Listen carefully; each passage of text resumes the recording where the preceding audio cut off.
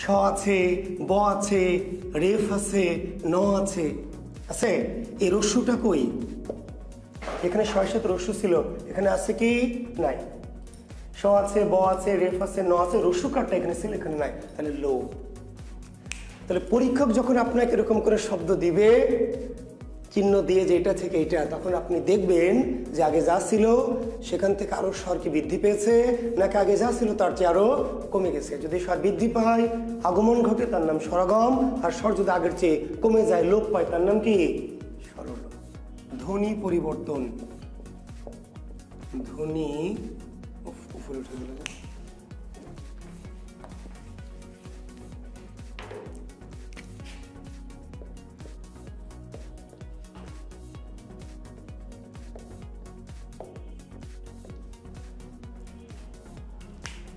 ধ্বনি পরিবর্তন।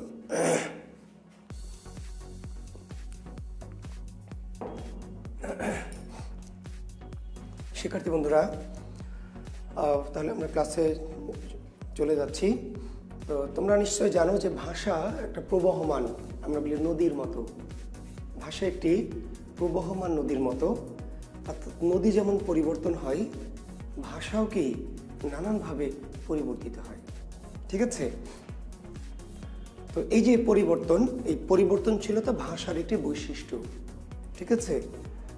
তাহলে আচ্ছা, ভাষার কাজ কি? যদি কেউ তোমাদের জিজ্ঞেস করে ভাষার কাজ কি, তাহলে তার উত্তর হচ্ছে মনের ভাব প্রকাশ করা। ঠিক আছে? ভাষার কাজ কি? ভাষার কাজ হচ্ছে মনের ভাব প্রকাশ করা। আর যদি বলে ভাষার বৈশিষ্ট্য কি, তাহলে বেশ কিছু বৈশিষ্ট্যের একটি অন্যতম বৈশিষ্ট্য হলো পরিবর্তনশীলতা। তো ভাষা কি? পরিবর্তনশীল। মানুষ যেমন পরিবর্তনশীল, তাই না? তোমরা নিশ্চয়ই সেই মুনির চৌধুরীর বিখ্যাত ডায়লগটি তোমাদের মনে আছে যে মানুষ মরে গেলে পচে যায়, বেঁচে থাকলে বদলায়, কারণে অকারণে বদলায়, সকালে বিকালে বদলায়। ঠিক তেমনি ভাষাও তাই। ভাষা হয়তো সকালে বিকালে বদলায় না, কিন্তু তাই না, যুগে যুগে কালে কালে শতাব্দীতে শতাব্দীতে ভাষা পরিবর্তিত হয়। তো ভাষার পরিবর্তন মূলত ধ্বনি পরিবর্তন। কারণ একটি ভাষা হঠাৎ করে পরিবর্তিত হয় না। ঠিক আছে? ভাষা আজকে আছে এমন, কালকে হয়তো আরেক রকম হবে, এমন হবে না। ভাষার পরিবর্তনটা মূলত কি? ধ্বনির পরিবর্তন। ঠিক আছে? অর্থাৎ ধ্বনি পরিবর্তিত, একটি ধ্বনি, দুইটি ধ্বনি, 50টি ধ্বনি, 5 লক্ষ ধ্বনি, 5 কোটি ধ্বনি, এইভাবে পরিবর্তিত হয়ে হয়ে একসময় কি ভাষাটা পরিবর্তিত হয়ে যায়। তো তোমরা নিশ্চয়ই জানো যে বাংলা ভাষাকে আমরা 3টি যুগে ভাগ করেছি। জানো কিংবা জানো না, বাংলা ভাষাকে বা বাংলা সাহিত্যকে 3টি যুগে ভাগ করা হয়। একটি বলা হয় কি? প্রাচীন যুগ, নিশ্চয়ই তোমরা জানো। একটিকে বলা হয় মধ্যযুগ, আর একটিকে বলা হয় আধুনিক যুগ। ওই যে আমরা বাংলার জন্ম প্রথম ক্লাসে, ওরিয়েন্টেশন ক্লাসে বলেছিলাম যে 650 থেকে কি 1200 প্রাচীন যুগ, 1201 থেকে 1800 হচ্ছে মধ্যযুগ, আর 1801 থেকে বর্তমান হচ্ছে আধুনিক যুগ। এই যে বাংলা ভাষা নিয়ে আমরা কথা বলছি, বাংলা ব্যাকরণ নিয়ে কথা বলছি, এই বাংলা ভাষাকে 3টি যুগে ভাগ করা হয়েছে: প্রাচীন যুগ, মধ্যযুগ এবং আধুনিক যুগ। 650 থেকে 1200 পর্যন্ত সময়কে বলা হয় প্রাচীন যুগ, 1201 থেকে 1800 পর্যন্ত সময়কে বলা হয় মধ্যযুগ, এবং 1801 থেকে বর্তমান সময়কে বলা হয় কি? আধুনিক যুগ। ক্লিয়ার? আমরা কোন যুগে আছি শিক্ষার্থী বন্ধুরা? আমরা আধুনিক যুগে আছি, তাই না? আমরা আধুনিক যুগে আছি। কোন ভাষায় কথা বলছি? বাংলা ভাষায়, তাই তো? তাহলে মধ্যযুগের মানুষ কোন ভাষায় কথা বলতো? মধ্যযুগের 1201 সাল বা 1300 সাল বা 1400 সাল। প্রাচীন যুগের মানুষ কোন ভাষায় কথা বলতো?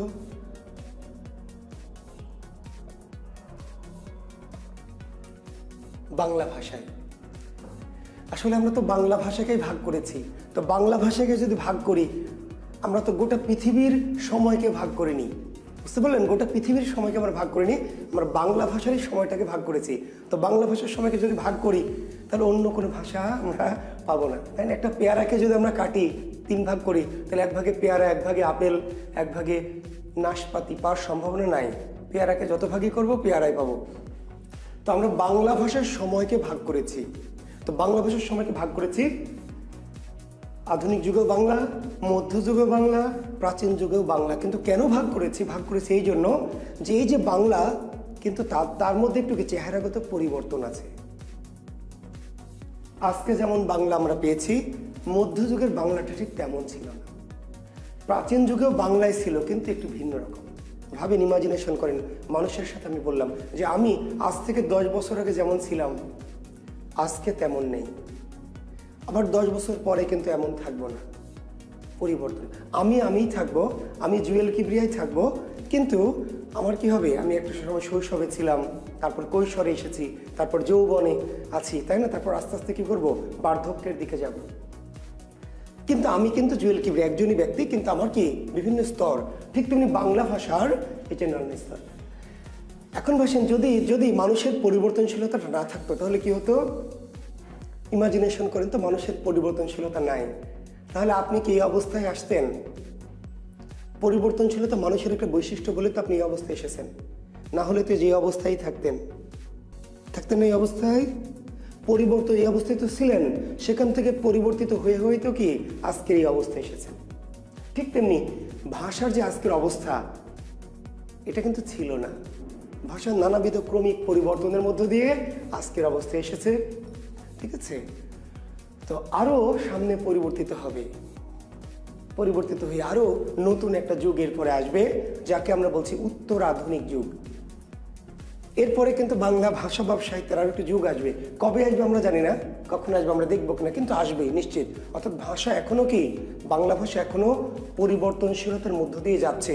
ফলে একটা সময় গিয়ে 100 বছর, 500 বছর, 1000 বছর, 2000 বছর, 5000 বছর পরে বাংলা ভাষা কিন্তু আজকের এই চেহারার থাকবে, পরিবর্তন।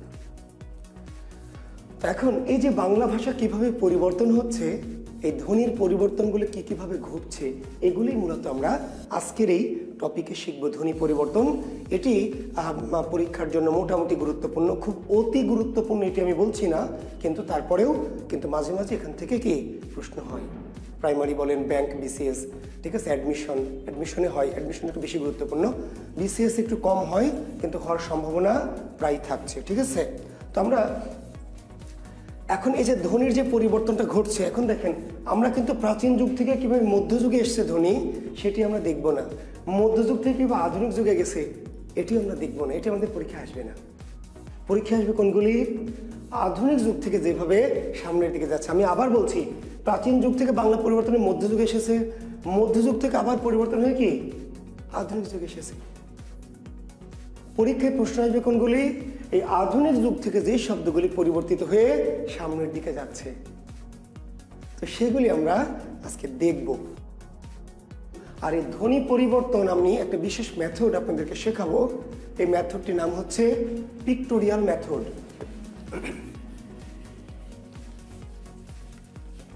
এটা হচ্ছে পিএম, পিক্টোরিয়াল মেথড, অর্থাৎ এটি অ্যাডভান্স এডুকেশনের একটি মেথড। পিক্টোরিয়াল মেথড এটি অবশ্য ছোট বাচ্চাদেরও আছে। ছবি পদ্ধতি দেখবেন, ছোট বাচ্চা যদি আপনাদের কেউ 1-এ পড়ে বা প্লে বা নার্সারিতে পড়ে, দেখবেন ছবি দেওয়া আছে, বুঝতে পারলেন? এইখানে দেওয়া আছে, এরকম দেওয়া আছে, এরকম দেওয়া আছে, দিয়ে বলেছে কোনটা বেশি, কোনটা বেশি, তো বাচ্চার ছবি দেখে বলছে এটা বেশি। কোনটা কম, তো এটা কম, বুঝতে পারলেন?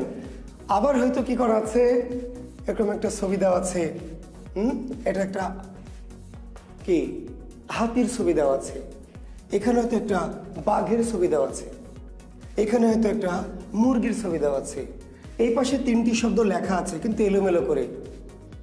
এখানে হয়তো লেখা আছে হ্যান, এখানে হয়তো লেখা আছে এলিফ্যান্ট, হ্যাঁ, এখানে হয়তো লেখা আছে কি টাইগার। এখন বাচ্চাটাকে কি করতে হচ্ছে, এই ছবির সাথে এটাকে কি মিলাতে হচ্ছে, যে এটা এলিফ্যান্ট, তাই না, এটা হলো হ্যান, এটা হলো টাইগার। এটাকে আমরা বলি কি পিক্টোরিয়াল মেথড, চিত্র পদ্ধতি। তো এই পদ্ধতিটা আমরা এই উচ্চ ক্লাসে অ্যাডাল্ট লার্নিং এর ক্ষেত্রে একটু আপনাদের দেখবো। ধ্বনি পরিবর্তন, এখন কেন এই মেথড আমরা শিখবো? ধ্বনি পরিবর্তন তো 1-2টি শব্দ নয়, 20-30টি শব্দ নয়, 50, 100, 1000, 1 লাখ শব্দও নয়, লক্ষ লক্ষ শব্দ ধ্বনি পরিবর্তন হয়। লক্ষ লক্ষ শব্দের ধ্বনি পরিবর্তন প্রক্রিয়ার মধ্যে রয়েছে। এখন এই লক্ষ লক্ষ শব্দকে আপনি বললাম যে আসতেও পারে নাও পারে, তাহলে লক্ষ লক্ষ শব্দ আপনি পড়ে মেমোরাইজ করে রাখবেন? এটা কেমনি সম্ভব? আমরা কিন্তু একটি কথা বলেছি, আমি আবার বলছি, মনে করিয়ে দিই যে আমি কিন্তু একটি প্রতিশ্রুতি দিয়েছিলাম যখন আমি জাকির বিসিএস স্পেশালে কিছু ভিডিও ক্লিপ দিয়েছিলাম, যে ব্যাকরণ আপনাকে পড়তে হবে না, মেমোরাইজ করতে হবে না, আমি বুঝিয়ে দিব, আপনি বুঝে নেবেন। আপনার কাছে ক্লাসে আমি আমার সঙ্গে ক্লাস করবেন, ক্লাসে বুঝে নেবেন, আপনি কি করবেন, পরীক্ষায় উত্তর দিবেন, আপনাকে পড়তে হবে না। তো এই মেথডটি একদম খুবই এই অথেন্টিক মেথড, যেটা আপনার পড়াশোনা করার দরকার নাই। ধ্বনি পরিবর্তন বাসায় পড়বেন না, কি করবেন, ছবি দিয়ে আছে। তো হয়তো যদিও কথাটা মনে হচ্ছে বেশি বলছি, কিন্তু এটা বলার দরকার এই জন্য যে না হলে আপনি জিনিসটা বুঝতে পারবেন না। ওকে, আর একটু ক্লিয়ার করে শেষ করব। ধরে নেন আমার এখন আজকের দিনের একটা ছবি, এটা আমার আজকের দিনের একটা ছবি, আর এখানে আচ্ছা একটা আমার ক্লাস 8-এ যখন পড়ি কিংবা ধরেন কলেজে যখন পড়ি তখনকার ছবি। তাহলে এই যে এখানকার যে ব্যক্তি আর এই ব্যক্তি, দুটোকে এক ব্যক্তি না দুই ব্যক্তি? দুটো একই ব্যক্তি। এটাও জুয়েল কিবরিয়া, এটাও জুয়েল কিবরিয়া। এটা হচ্ছে কলেজে পড়ার সময়ের, আর এটা হলো এখন কলেজে শিক্ষকতা করার সময়। তাহলে এই দুটো ছবির মধ্যে কোনো পার্থক্য থাকবে না? থাকবে না, নিশ্চয়ই থাকবে। কিন্তু ব্যক্তি দুটো কি আলাদা? একই ব্যক্তি, কিন্তু এটার চেয়ে এটার একটু ডিফারেন্ট থাকবে। অর্থাৎ এখানে হয়তো জুয়েল কিবরিয়া পাতলা ছিল, এখানে একটু মোটা হয়েছে। এখানে চুল হয়তো একটু বেশি ছিল, এখানে চুল একটু কি কমে গেছে। বুঝতে পারছেন পরিবর্তন? জরিনা ছিল, জরিনা গ্রামের স্কুলে পড়তো, গ্রামের কলেজে পড়েছে জরিনা।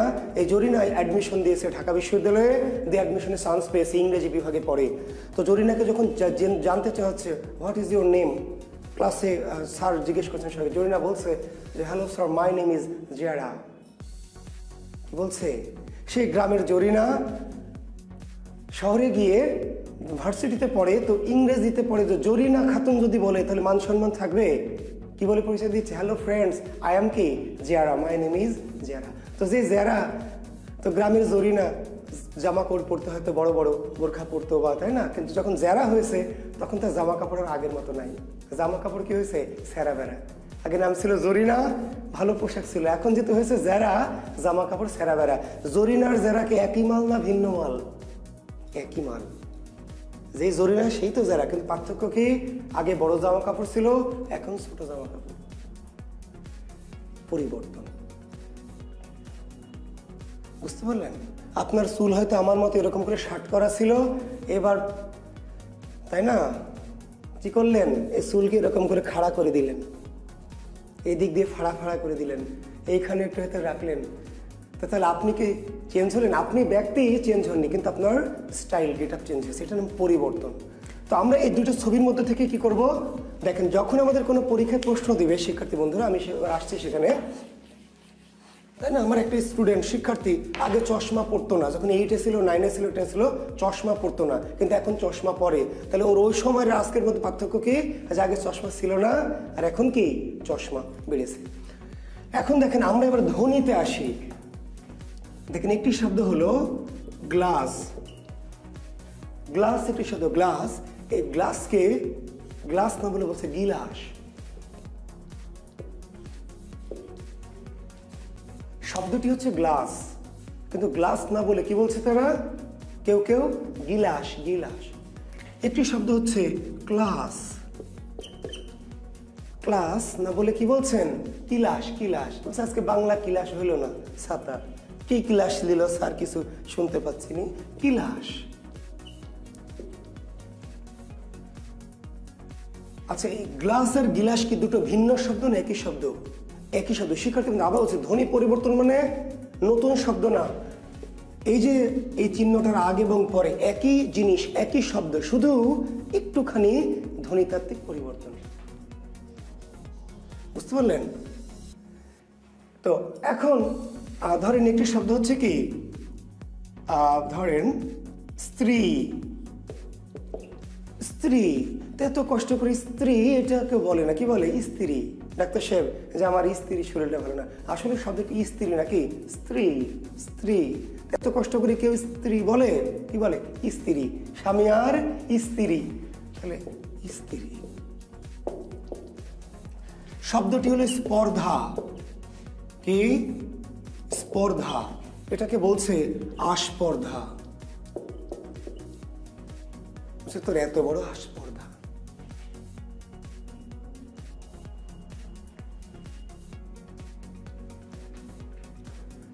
শব্দটি হলো ট্রাক। ট্রাক, কিন্তু আমি যে রাজশাহীতে আছি, এই রাজশাহীর যারা স্থানীয় ট্রাক ড্রাইভার বা হেল্পার, এরা ট্রাক বলে না, কি বলে? টিরাক।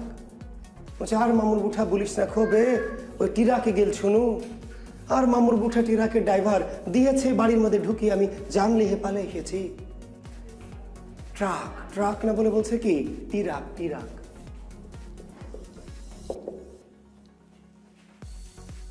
ধ্বনি পরিবর্তন কি এগুলি? একটি শব্দ হচ্ছে ব্রাশ। দেখেন শব্দটা কি? ব্রাশ। তো আমি হয়তো বলছি ব্রাশ, যে তোমরা শিক্ষার্থীর একটু দাঁড়াও, আমি একটু ব্রাশ করে আসি। কিন্তু আমার যে ভাই গ্রামে আছে, কৃষিকাজ করে, সে বলছে দাঁড়ারে একটু বিরাসটা করিলি।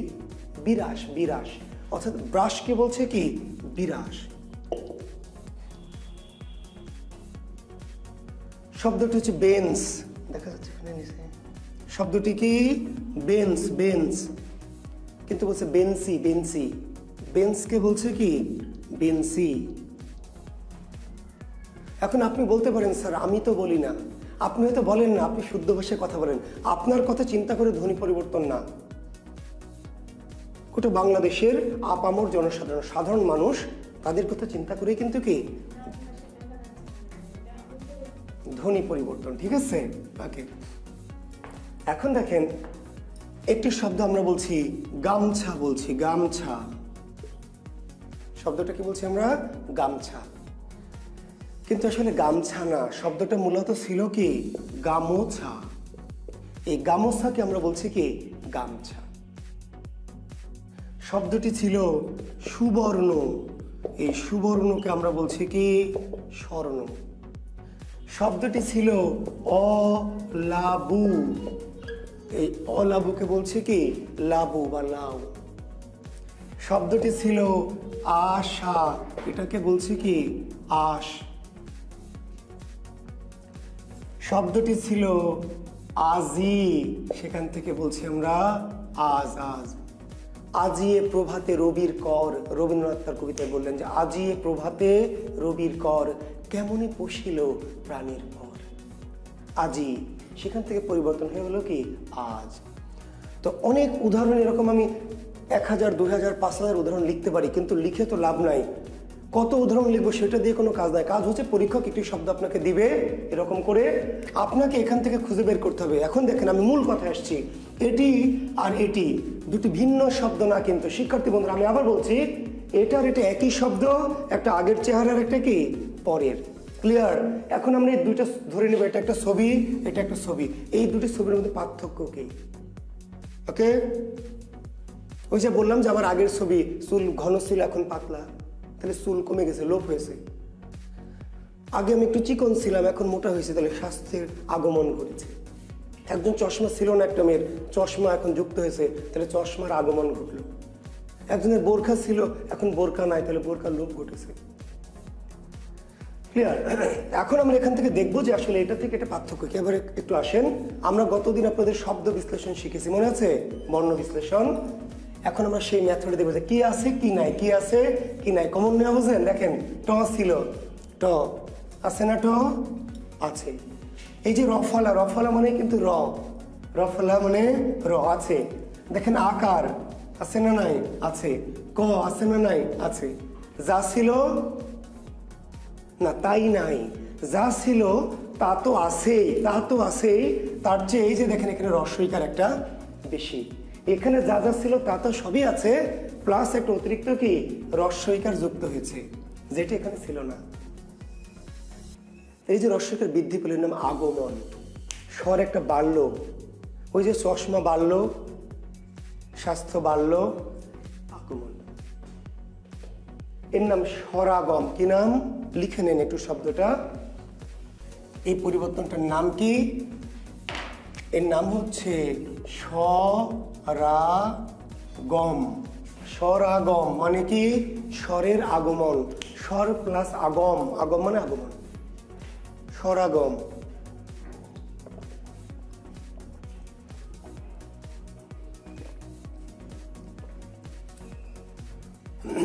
স্বরাগম।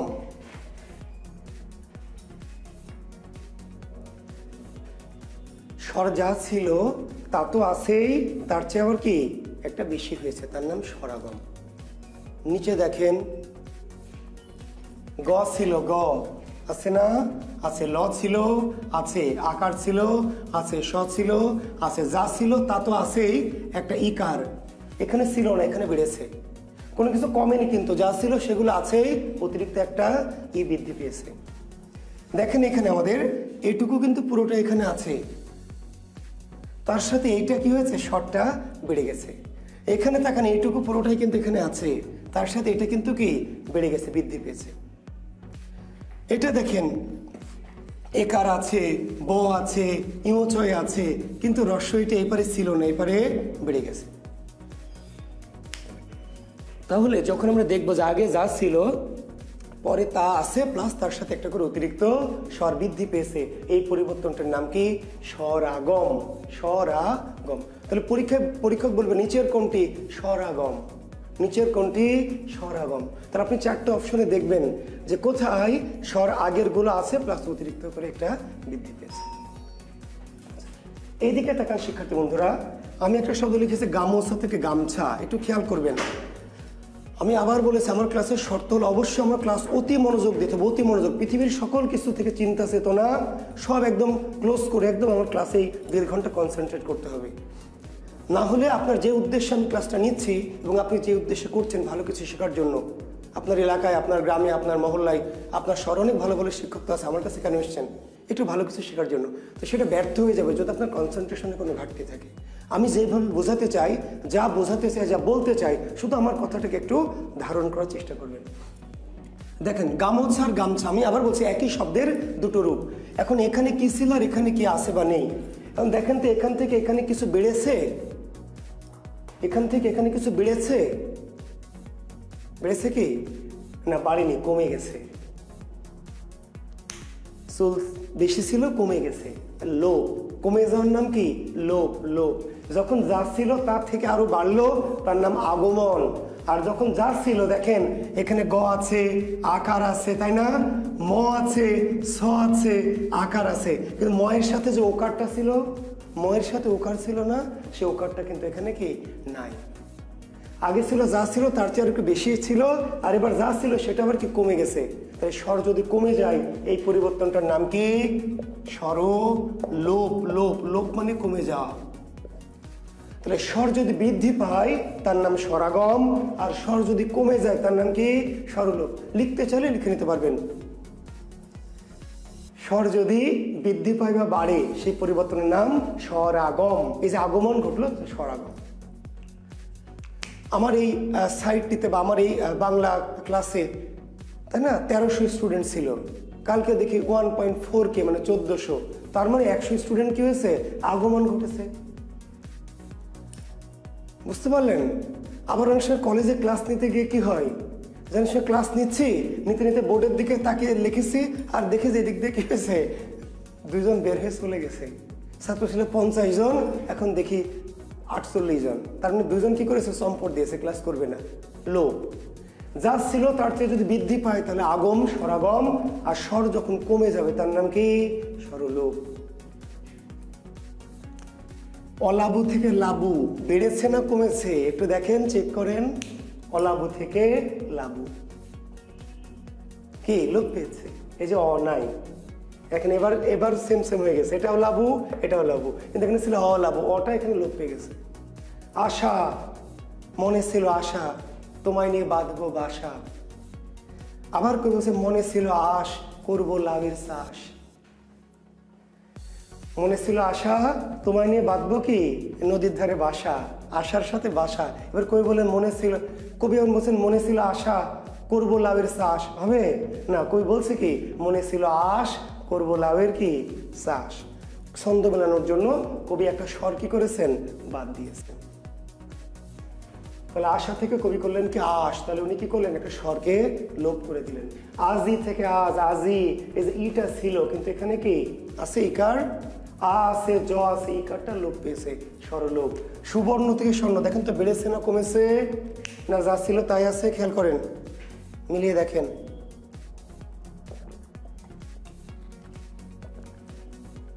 আর এই ধ্বনি পরিবর্তন আমি একটা বিশেষ মেথড আপনাদেরকে শেখাবো। এই মেথডটির নাম হচ্ছে পিক্টোরিয়াল মেথড।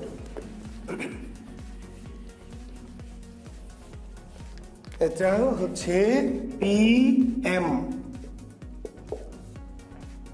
পিক্টোরিয়াল মেথড, অর্থাৎ এটি অ্যাডভান্স এডুকেশনের একটি মেথড। পিক্টোরিয়াল মেথড এটি অবশ্য ছোট বাচ্চাদেরও আছে। ছবি পদ্ধতি দেখবেন ছোট বাচ্চা যদি আপনাদের কেউ ওয়ানে পড়ে বা প্লে বা নার্সারিতে পড়ে দেখবেন ছবি দেওয়া আছে, বুঝতে পারলেন? এইখানে দেওয়া আছে, এরকম দেওয়া আছে, এরকম দেওয়া আছে, দিয়ে বলেছে কোনটা বেশি, কোনটা বেশি, তো বাচ্চার ছবি দেখে বলছে এটা বেশি। কোনটা কম, তো এটা কম। এইটুকু কি মাথায় ঢুকেছে এই পর্যন্ত? এইটুকু, আচ্ছা যদি এইটুকু মাথায় ঢোকে, আচ্ছা প্রয়োজনে যেহেতু আমাদের এই ভিডিওগুলি থাকে, আপনাদের যাদের একটু একবারে হয়তো সমস্যা হয় তারা কি করবেন আবার একাধিকবার করে দেখবেন, তাতে আপনাদের যে জড়তাগুলি থাকবে সেগুলো কেটে যাবে ইনশাল্লাহ। এখন পরীক্ষক কোন ধ্বনি পরিবর্তন, তাহলে আপনি বললেন যে স্বরাগম বা স্বরলোপ, কিন্তু পরীক্ষক বলেছে কোন স্বরাগম কোন স্বরলোপ। আমি আবার বলছি কোন ধ্বনি পরিবর্তন, তাহলে ধ্বনি পরিবর্তন স্বরাগম কিংবা স্বরলোপ। এখন পরীক্ষক প্রশ্ন করেছে কোন স্বরলোপ, কোন স্বরলোপ, আদি স্বরলোপ, মধ্য স্বরলোপ, অন্ত স্বরলোপ, আদি মধ্য অন্ত। এখন আমরা একটু দেখতে চাই, লিখবেন পরে, আমি বলবো লেখার সময় আমি বলে দিব। শিক্ষার্থী বন্ধুরা আবার একটু লক্ষ্য করেন, গামোচা থেকে গামছা, গামোচা থেকে গামছা, স্বর লোপ পেয়েছে, লোপ পেয়েছে দেখিয়েছেন, তাহলে স্বরলোপ। অলাবু থেকে লাবু, স্বরলোপ পেয়েছে, স্বরলোপ। আশা থেকে আশ, স্বরলোপ। এই সবগুলোই কিন্তু স্বরলোপ, এবারে সবগুলোই কি স্বরলোপ। কিন্তু কিন্তুটা কি, গামোচা থেকে গামছা স্বরটা লোপ পেয়েছে কোথা থেকে, কোথা থেকে স্বরটা লোপ পেল? মাঝখান থেকে, মাঝখান থেকে। কিন্তু অলাবু থেকে লাবু এখানে স্বরটা লোপ পেল কোথা থেকে? শুরু থেকে। আশা থেকে আশ, তাহলে এখানে স্বরটা লোপ পেল কোথা থেকে? শেষ থেকে। প্রথম থেকে যদি লোপ পাই এর নাম আদি স্বরলোপ, আদি। প্রথম থেকে যদি লোপ পাই শুরু থেকে এর নাম কি? আদি স্বরলোপ।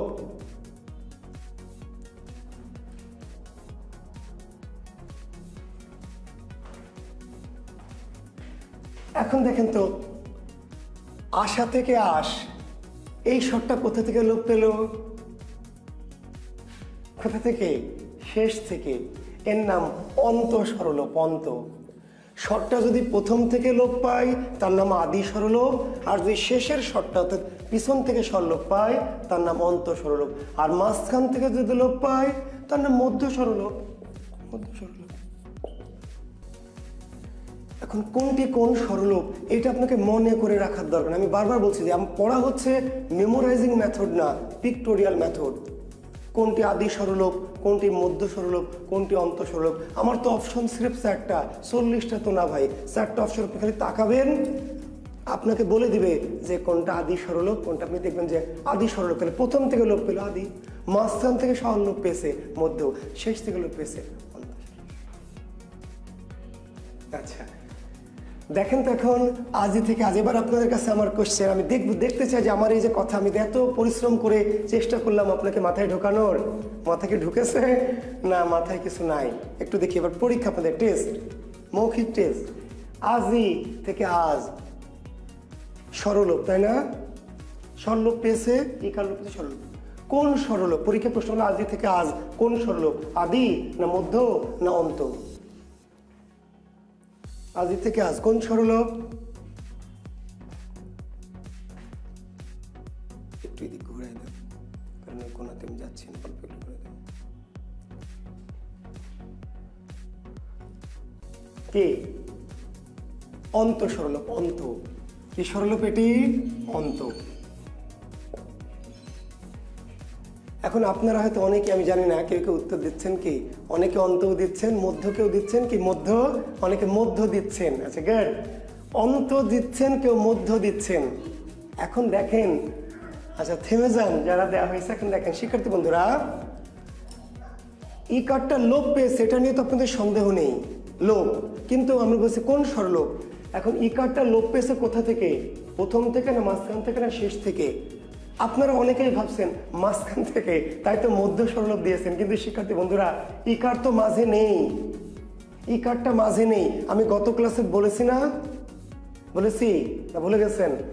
ইকারের কি জয়ের আগে না জয়ের পরে? এই ইকারটি জয়ের আগে না জয়ের পরে? আজি দেখতে মনে হচ্ছে আগে, কিন্তু আসলে ইকারের অবস্থান জয়ের কি পরে। বলেছি কারের অবস্থান ব্যঞ্জনের পরে।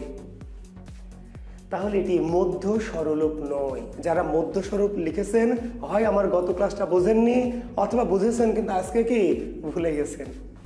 এটি অন্ত স্বরলোপ, অন্ত। ঠিক আছে, ক্লিয়ার? এই কারটা লোপ পেয়েছে মাঝখান থেকে নয়। এখন আপনি যখন পরীক্ষা দিবেন, অ্যাডমিশন দেন বা বিসিএস দেন বা প্রাইমারি দেন, একটু এদিক ওদিক তাকাচ্ছেন, দোস্ত কি এই কি রে আজি থেকে আজ কি বলছে যে মধ্য স্বরলোপ। স্যার মধ্য স্বর, স্যার যে বলল আল্লাহর কিরা মধ্য স্বরলোপ। আমি শিওর, আই এম শিওর। কেন আই এম শিওর? কেন? এই যে মধ্য দেখাই যাচ্ছে, মধ্য মাঝখান থেকে লোপ পেয়েছে। আপনি বলবেন দোস্ত তুই ঠিকই বলেছিস, ওরে আল্লাহ আল্লাহ দোস্ত, থ্যাংক ইউ দোস্ত। আসলে আপনি মধ্য দিবেন না, কি দিবেন? অন্ত দিবেন, অন্ত। কারণ এটি মধ্য স্বরলোপ নয়। আমি আবার বলছি, এটি মধ্য স্বরলোপ নয়। কোন স্বরলোপ? অন্ত স্বরলোপ। এই ইকারটা মাঝে তো নাই, যে আছে পিছনে সে মাঝখান থেকে কেমনে লোপ পাবে? যে আছে পিছনে সে মাঝখান থেকে লোপ পাবে না। কারণ এটার অবস্থান আমি গতদিন বর্ণ বিশ্লেষণ করে আপনাদের দেখিয়েছি। আচ্ছা দেখেন, এবার নিচে আসি। সুবর্ণ থেকে স্বর্ণ, সুবর্ণ থেকে কি স্বর্ণ। রস্যকার লোপ পেয়েছে, আমরা আগে দেখেছি স্বরলোপ। এখন এটা কি আদি না মধ্য না অন্ত? কি বলেন? রস্যকারটা কোথা থেকে লোপ পেয়েছে? প্রথম থেকে না শেষ থেকে না মাঝখান থেকে? কি বলেন?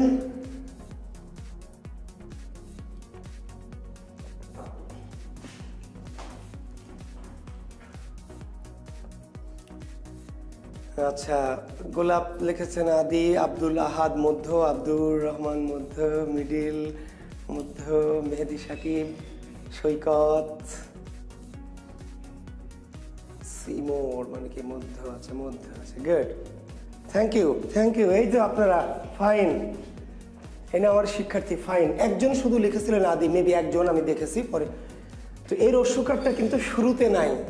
যদি কেউ একটু বিভ্রান্ত থাকেন, আদি বলে থাকেন, এই শব্দটার প্রথমে কিন্তু রস্যকার নেই, প্রথমে আছে দন্ত স। আমরা বর্ণ বিশ্লেষণ মনে আছে, প্রথমে দন্ত স, তারপরে কি রস্য।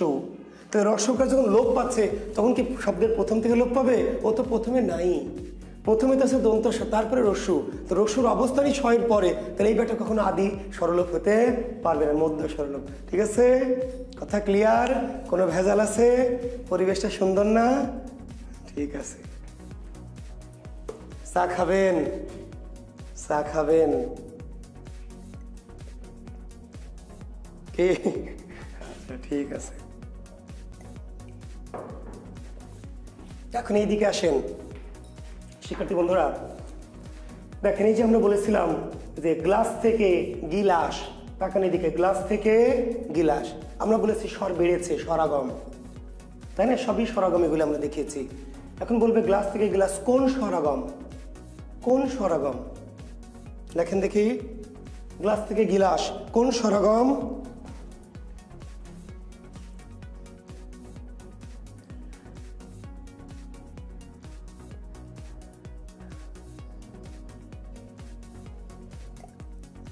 হ্যাঁ ঢেলে দেন স্যার। হ্যাঁ দিব ইনশাল্লাহ, আপনাদের সাথে সরাসরি দেখা হলে।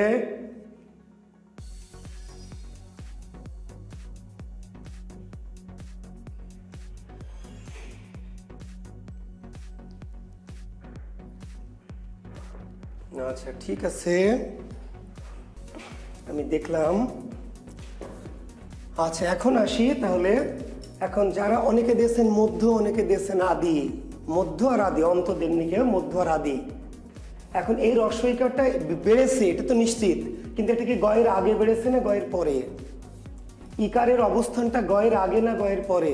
কারণ আপনি তো বলছেন স্যার গয়ের আগে। না, ইকার যদি গয়ের আগে হতো তাহলে উচ্চারণটা হতো ইগ্লাস।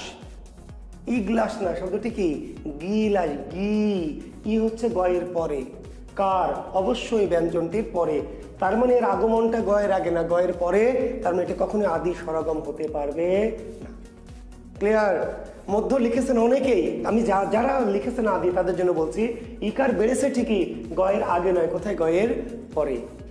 দেখে মনে হচ্ছে গয়ের আগে, তাহলে হচ্ছে দোস্ত যদি বলে আল্লাহর কিরা আদি, কি করবেন? বলবেন হ্যাঁ দোস্ত তুই ঠিকই বলেছিস, তুই আমার চোখ খুলে দিয়েছিস, দে মার আদি। আসলে আপনি আদি মারবেন না, কি মারবেন? আপনি মারবেন মধ্য, তাই না? হ্যাঁ জি। তাহলে এই যে ক্লাস থেকে কিলাস, ক্লাস থেকে কিলাস, ইকার বেড়েছে কয়ের আগে না পরে? কি আগে? না, আগে না। দেখতে মনে হচ্ছে আগে। যদি আগে ই হতো কয়ের আগে, তাহলে তো ই কলাস বা ই ক্লাস হচ্ছে কি লাস, কি কয়ের পরে ই। তাহলে বেড়েছে কিন্তু কয়ের পরে, মানে মাঝে, মধ্য স্বরাগম।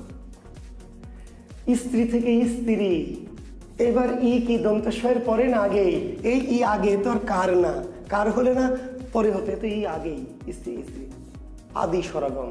স্পর্ধা থেকে আস্পর্ধা, কে? আদি স্বরাগম। ব্রাশ থেকে বিরাস, কি? মধ্য, মধ্য, এই যে বয়ের পরে। বেঞ্চ থেকে বেঞ্চি, কোন স্বরাগম? বেঞ্চ থেকে বেঞ্চি কোন স্বরাগম বলেন? বেঞ্চ থেকে বেঞ্চি কোন স্বরাগম?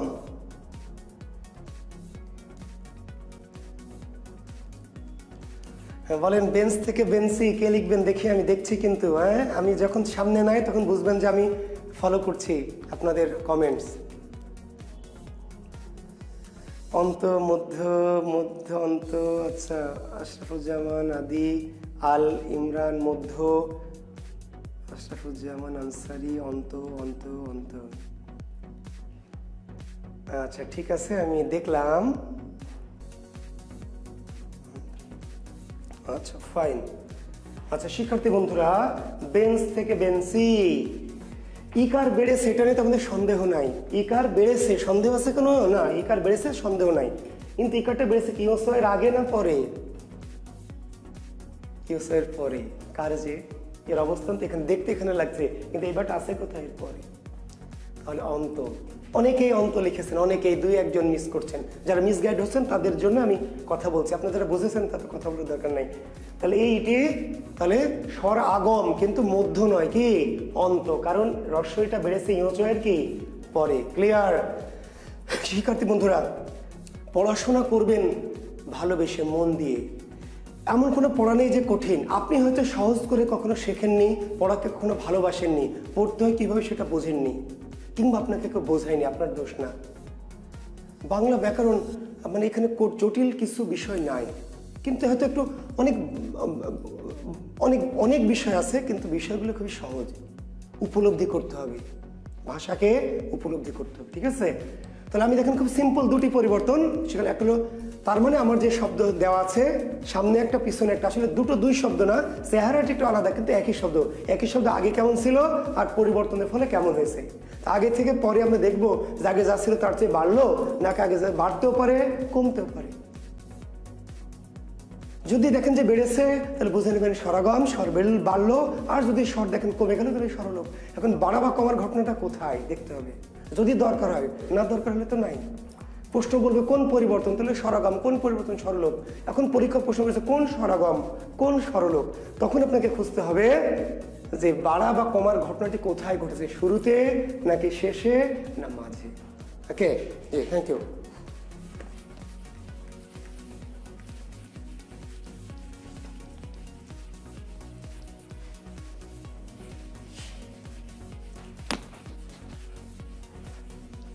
শিক্ষার্থী বন্ধুরা দেখেন, আমরা একটি শব্দ একটু আগে লিখেছিলাম আজি, সেখান থেকে কি লিখেছিলাম আজ, একটু আগে লিখেছি আমি, এটা স্বরলোপ বলেছি। কেন? এই যে ইকারটা ছিল এরপরে গিয়ে কি নাই, লোপ পেয়ে গেছে। ইকার ছিল কিন্তু এখানে লোপ এলো, স্বরলোপ, আজি থেকে আজ, স্বর কমে গেল। কিন্তু পরীক্ষক আজ না দিয়ে দিতে পারে কি আইজ। এখন বলবেন স্যার আপনি একটু আগে বললেন আজি থেকে আজ, আবার বলছেন আজি থেকে আইজ।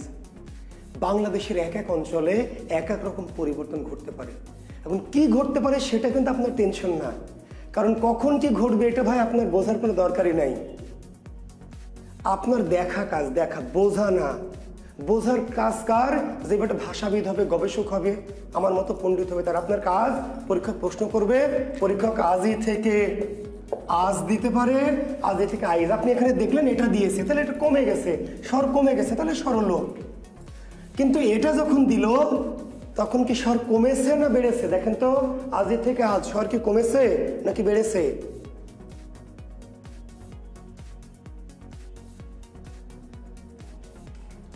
না, বাড়েনি, বাড়েনি, বাড়েনি। কেন বাড়েনি? এই যে আ আছে, এই যে ইকার, এই যে ই, এই যে এটাই তো, এই যে এটাই তো কি এটা, এটা বাড়লো কেমনে? কোনটা বাড়লো? এটা কি বাড়লো? এটা কি বেড়েছে? এটা গেল কই? স্যার এটা তো বেড়েছে, আগমন ঘটেছে, আর এটা লোপ ঘটেছে, তাহলে এটার নাম লোপাগম নাকি? এটা আগমন ই, আর এটা কার লোপ, তাহলে লোপাগম না। এটাই তো, এটা বাড়া কমা নাই, এই মালটাই তো এটা। তাহলে বাড়েও নি, কমেও নি, কিন্তু কিছু না কিছু পরিবর্তন তো হয়েছে। ওই যে বললাম চুল আমার এদিক করে সিথে আছে, একই পরিমাণ চুল আমি খাড়া করে দিলাম, তাহলে আমার চুল কমেও নি, বাড়েও নি, শুধু কি হয়েছে এরকম স্টাইল থেকে এরকম হলো। তার মানে এখানে পরিবর্তন হয়েছে, বাড়া কমা নাই। বাড়লে তো স্বরাগম, কমলে স্বরলোপ, বাড়েও নি, কমেনি, যা ছিল তাই আছে। কিন্তু পরিবর্তন হয়েছে কি, এই ই কারটা ছিল জয়ের পরে, ভালো করে শুনবেন, ই কারটা কোথায় ছিল? জয়ের কি পরে, পরে। ইকারের অবস্থান ছিল জয়ের পরে, বলে তো আজি। কিন্তু ইকার বলছে যে আমি পরে যাব না, পিছনে যাব না, আমি ফাজলামি, আমি যেখানে আছি সেখানে থাকবো, আমি থাকবো এখানে, আর তোমরা বলবা পিছনে, মানে মগের মূল, আমি পিছনে যাব না। পিছনে যদি না যেতে চাই তাহলে তার আজি হবে না, কি হবে তাহলে? আইজ। এটা আইজ হয়েছে। ইকার বললো যে আমার পিছনে তো যাওয়ার কথা, আমি যাব না, রোজ রোজ আমি পিছনে যাব, আমি এইখানে থাকবো, তাহলে এখানে থাকলে আর আজি না, কি হয়ে গেল? আইজ। বাড়া কমা না, পিছন থেকে আগে চলে এলো, এর নাম অপিনিহিতি। কি নাম? পরিবর্তনটার নাম কি? অপিনিহিতি। অপিনিহিতি সংজ্ঞাটি একটু লিখে রাখবেন। পরের ইকার বা উকার আগে উচ্চারিত হওয়াকে, পরের ইকার বা উকার, পরের ইকার বা উকার আগে উচ্চারিত হওয়াকে, আগে উচ্চারিত হওয়াকে বলে অপিনিহিতি।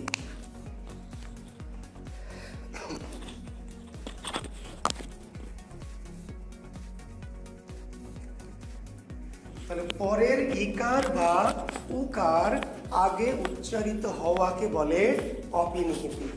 অপিনিহিতি। পরের ইকার বা উকার আগে উচ্চারিত হওয়াকে কি বলে? অপিনিহিতি। উপরে হয়তো দেখতে পাচ্ছেন না অনেকেই, বোর্ডটা একটু তাহলে নিচে লিখে দিলাম, অপিনিহিতি।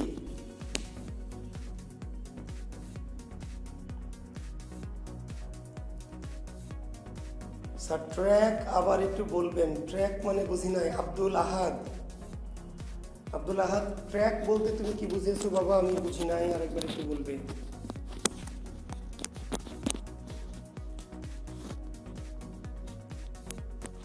আচ্ছা, জুম অফ করবো।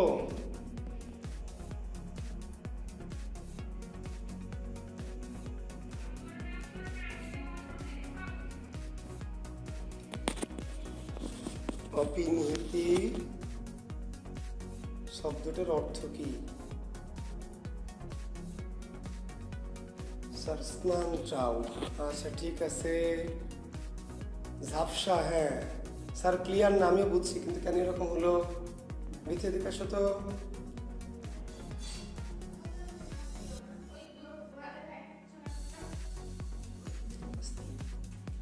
এটাই উল্টে গেল।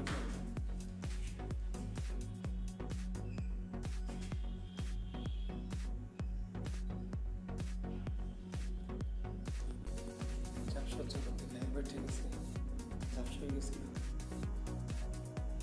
তো বেশি করো না। হ্যাঁ দেখো তো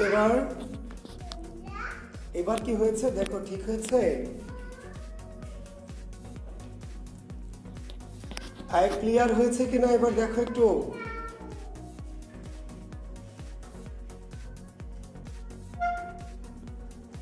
হ্যাঁ এবার একটু ক্লিয়ার হওয়ার কথা। হ্যাঁ ঠিক আছে, thank you. Okay clear sir, thank you তোদের। আচ্ছা আমি ক্লাসে যাচ্ছি। আচ্ছা এবার ঠিক আছে, ওকে ওকে থ্যাংক ইউ শিক্ষার্থীরা। ঠিক আছে তাহলে আমি ক্লাসে যাচ্ছি আবার। দেখেন আচ্ছা একজন একটা শব্দ লিখেছেন ওখানে, আমি যদিও আসলে দেখেন স্নান, শিক্ষার্থী বন্ধুরা একজন আমাকে প্রশ্ন করেছে স্নান থেকে সিনান, স্নান থেকে সিনান, সিনান করা। হ্যাঁ স্নান করা না বলে কি বলছে, সিনান করে আসো। তাহলে আপনি এখন দেখেন ভাই, প্রশ্ন করার তো দরকার নাই, যে মেথড দিচ্ছি। এখন এই ধ্বনি পরিবর্তন স্বরগম সরলোপ তো 1000 আছে, স্বরগম সরলোপ 1000 শব্দ আছে। আমি কি 1000 শব্দই লিখে ভেঙে ভেঙে দেখাবো? বলেন। যদি বলেন যে স্যার আমি তো আপনাকে কৌশলটা বুঝিয়ে দিলাম, আমি 5টা 10টা শব্দ বুঝিয়ে দিব, তাহলে আপনি যত শব্দ পাবেন আপনাকে তো নিজে ভেঙে ভেঙে দেখতে হবে ভাই। এখন যদি ধ্বনির স্বরাগম আর স্বরলোপে 1000 করে উদাহরণ আছে, আমি যদি সবই 1000 উদাহরণই বোঝাই, তাহলে বুঝিয়ে লাভ কি আমার? স্নান থেকে সিনান যিনি প্রশ্ন করেছেন সহ আপনাদের বলছি, দেখেন এই যে দন্ত স আছে এখানে, এই যে দন্ত ন আছে, এই যে আকার আছে, এই যে ন আছে, আছে ভাই, যা ছিল সেগুলো আছে ভাই। একটা ইকার বেড়েছে ভাইয়া, এই ইকারটা কি হয়েছে, বৃদ্ধি পেয়েছে ভাই। তো এই স্বরগম ভাই, এটা কঠিন কিছু না। তো আপনি যদি মানে যা পাবেন তাই প্রশ্ন করবেন, তাহলে আপনি বোঝাচ্ছি কেন, আপনাকে বুঝতে হবে। বেড়েছে ইকার স্বরগম, কোন স্বরগম? তাহলে ইকারটা বেড়েছে কি শয়ের আগে না শয়ের পরে? নিশ্চয়ই বুঝে গেছেন, শয়ের আগে না শয়ের কি পরে। তাহলে এটা মধ্যগত স্বরগম, মধ্যগত স্বরগম। কি সমস্যা? সমস্যা কিছু না, বোঝার চেষ্টা করতে হবে।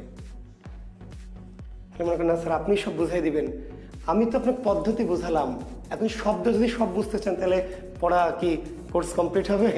তাহলে তো 1 বছর পড়াতে হবে। হ্যাঁ সেটাও করা যাবে যদি মনে স্যার আপনি 1 বছর ধরে পড়ান।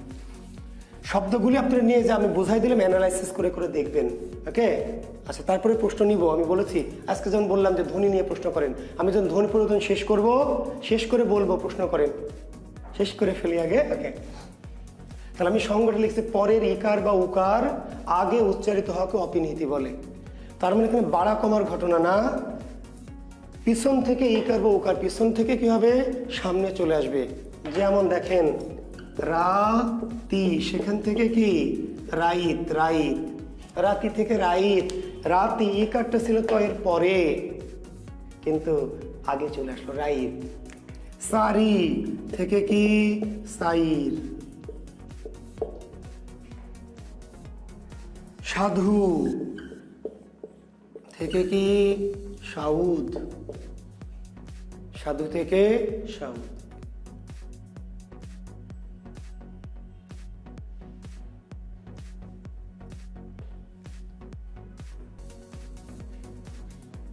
ঝাড়ু থেকে ঝাউড়, ঝাড়ু দাও না বলছে ঝাউড় দাও, আঞ্চলিক ভাষা, আঞ্চলিক। তাহলে এই যে দেখেন এই ডয় শূন্য রসুকার, রসুকাটা ছিল ডয় শূন্য ডয়ের পরে, ঝাড়ু কিন্তু হয়ে গেল কি ঝাউড়। সাধু থেকে হয়ে গেল কি সাউদ, চারি থেকে হলো কি চাই। তাহলে পিছনের ইকার বৌকারটা পিছন থেকে কি সামনে চলে আসছে। এখন এরকম উদাহরণ তো 100টা আছে, 100টাই কি লিখে দিব আপনাকে? হবে আমি 4টা বুঝিয়ে দিলাম, আপনি ওই অপিনিহিতিতে যাবেন, আপনার যে বইটা আছে ওখানে খুঁজবেন শব্দগুলো, দেখবেন যে আপনি বুঝতে পারছেন কিনা। ঠিক আছে, রাতি থেকে রাইত, সারি থেকে সারাজি থেকে কালি, কালি, কালি থেকে কি কাইল, কাইল, কালি থেকে কাইল। ঠিক আছে না জি? তাহলে এইটুকু মাথায় ঢুকতে, অর্থাৎ বাড়া কমার ঘটনা না, ইকার বা উকার পিছনে থেকে কি আগে চলে আসছে উচ্চারণের সময়, এই ঘটনার নাম হচ্ছে অপিনিহিতি। এখন শিক্ষার্থী বন্ধুরা দেখেন শব্দটি হচ্ছে কাব্য, সেখান থেকে কাব্য, কাব্য থেকে কি কাব্য। দেখেন তো বেড়েছে না কমেছে না? যা ছিল তাই আছে, একটু লক্ষ্য করেন। যা ছিল তাই আছে না বেড়েছে না কমেছে? বেড়েছে। দেখেন এই যে ই কিন্তু এখানে নাই, এই ইটা এখানে কিন্তু নাই। ক আছে, আকার আছে, ব আছে, জফর আছে, ইকার ছিল না। ইকার এরপরে ছিল না, এরপরে নতুন করে বাড়লো। স্বর বাড়লের নাম কি? একটু আগে বলেছি, নতুন করে যদি আসে তার নাম স্বরাগম। কিন্তু এটি স্বরাগম না, অপিনিহিতি। এটা অপিনিহিতি। এবার কিন্তু একটা ভেজাল লাগবে আপনার ব্রেনের মধ্যে যে স্যার আপনি তো একটু সহজ করে বোঝালেন যে স্বর যা ছিল তার হচ্ছে বাড়ে স্বরাগম, কমলে স্বরলোপ। বাড়বেও না কমবেও না, পিছনের ইকার বোকার আগে আসবে তো অপিনিহিতি। তখন আর বাড়লো তাও যে বলছেন অপিনিহিতি, তো বাড়লে স্বরাগম না অপিনিহিতি? তাহলে আপনি কি বলবেন? বাড়লে স্বরাগম না অপিনিহিতি? বাড়লে স্বরাগম, বাড়লে কি? কিন্তু অপিনিহিতি একটা বিশেষ ক্ষেত্রে, স্পেশাল একটা পাওয়ার। অপিনিহিতি কোন ক্ষেত্রে? লিখে নেন, জফলা যুক্ত শব্দে, জফলা যুক্ত শব্দে ই এর আগমন অপিনিহিতি। আমি আবার বলছি, আগমন মানে অপিনিহিতি না, আগমন মানে স্বরাগম। কিন্তু একটা বিশেষ ক্ষেত্রে আগমন স্বরাগম নয়, অপিনিহিতি। কোন ক্ষেত্রে? জফলা যুক্ত শব্দে, জফলা যুক্ত শব্দে ই এর আগমন। জফলা যুক্ত যদি শব্দ হয় আর রস্বই যদি বাড়ে তাহলে সেটা স্বরাগম না বলে কি বলতে হবে? অপিনিহিতি। স্বর বাড়লে স্বরাগম বলবো সকল ক্ষেত্রে, শুধু একটি বিশেষ ক্ষেত্রে স্বর বাড়লেও স্বরাগম নাম অপিনিহিতি বলবো জফলা যুক্ত শব্দের ক্ষেত্রে। জন্য, জন্য থেকে বলছে কি? জৈন্য, তোমার জৈন্য আনছি কন্যা পূর্ণিমাসের চান, তোমার জৈন্য। ধন্য এ কি বলছে? ধৈন্য, ধৈন্য, ধৈন্য মেরা সিলসিলা এলো দিল্লিতে নিজামুদ্দিন আউলিয়া। ধন্য, ধন্য মেরা সিলসিলা এলো দিল্লিতে নিজামুদ্দিন আউলিয়া। ধন্য থেকে ধৈন্য। কন্যা, কন্যা, কন্যা থেকে কি? কইন্যা, কইন্যা। হুমায়ুন আহমেদের সিনেমা দেখবেন কন্যা নাকি বলছে? কইন্যা, কইন্যা। কন্যার বয়স কত? কন্যার এই যে কন্যা থেকে কইন্যা, কাব্য থেকে কাব্য, জন্য থেকে জৈন্য, ধন্য থেকে ধৈন্য, বাক্য থেকে কি? বাক্য। অপিনিহিতি কি এটি? অপিনিহিতি। তাহলে আমি তাহলে অপিনিহিতি দুই ভাবে ঘটতে পারে। ক্লিয়ার? আপনি শুনেন, অপিনিহিতি কয়ভাবে ঘটতে পারবে? দুই ভাবে। একটা হলো বাড়াও নাই কমাও নাই, পিছনের ইকার বোকার পিছন থেকে আগে চলে এলো অপিনিহিতি। আর বাড়ার ক্ষেত্রে একটা বিশেষ ক্ষেত্রে, বাড়া মানে স্বরাগম, কিন্তু একটা বিশেষ ক্ষেত্রে বাড়লেও সেটি স্বরাগম না হয়ে অপিনিহিতি হয়ে যাবে। কখন? যদি জফলা যুক্ত শব্দে ই বাড়ে। অন্য কোনো ক্ষেত্রে বাড়লে কিন্তু হবে না, বাড়লেই স্বরাগম, বাড়লে কি? স্বর বাড়লে স্বরাগম। শুধু জফলা যুক্ত শব্দে যখন ই বাড়বে রস্বই, তখন এটি স্বরাগম না বলে কি বলতে হবে? অপিনিহিতি। জি, থ্যাংক ইউ।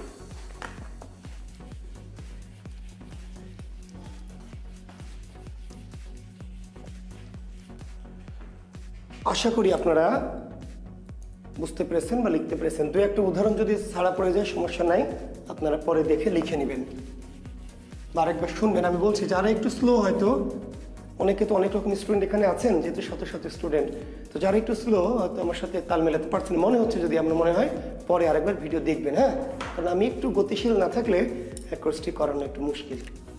যেহেতু আমাদের ভিডিও বারবার দেখার সুযোগ আছে, কাজেই আপনাদের জন্য আশা করছি সমস্যা হবে না। দেখেন একটি শব্দ হচ্ছে প দয়ে ম। শিক্ষার্থী বন্ধু খেয়াল করেন, প আর কি? দয়ে ম। এখানে কয়টা ব্যঞ্জন আছে দেখেন তো? কয়টা ব্যঞ্জন আছে? তিনটা ব্যঞ্জন, একটা প, একটা দ আর একটা ম। প দ আর ম। এটা হয়ে যাচ্ছে কি? প দয়ে দ। এটা হলো জ নয় ম। এটা হয়ে গেছে কি? জম্ম। প পয়ে ব, এটা হয়ে যাচ্ছে কি? পক্ক। সৎজন, এটা হয়ে যাচ্ছে কি? সৎজন। ধ ময়রেপ হয়ে যাচ্ছে কি? এটা ধম্ম। সৎ অবেজ ফলে সত্য হয়ে যাচ্ছে কি সচ্চ।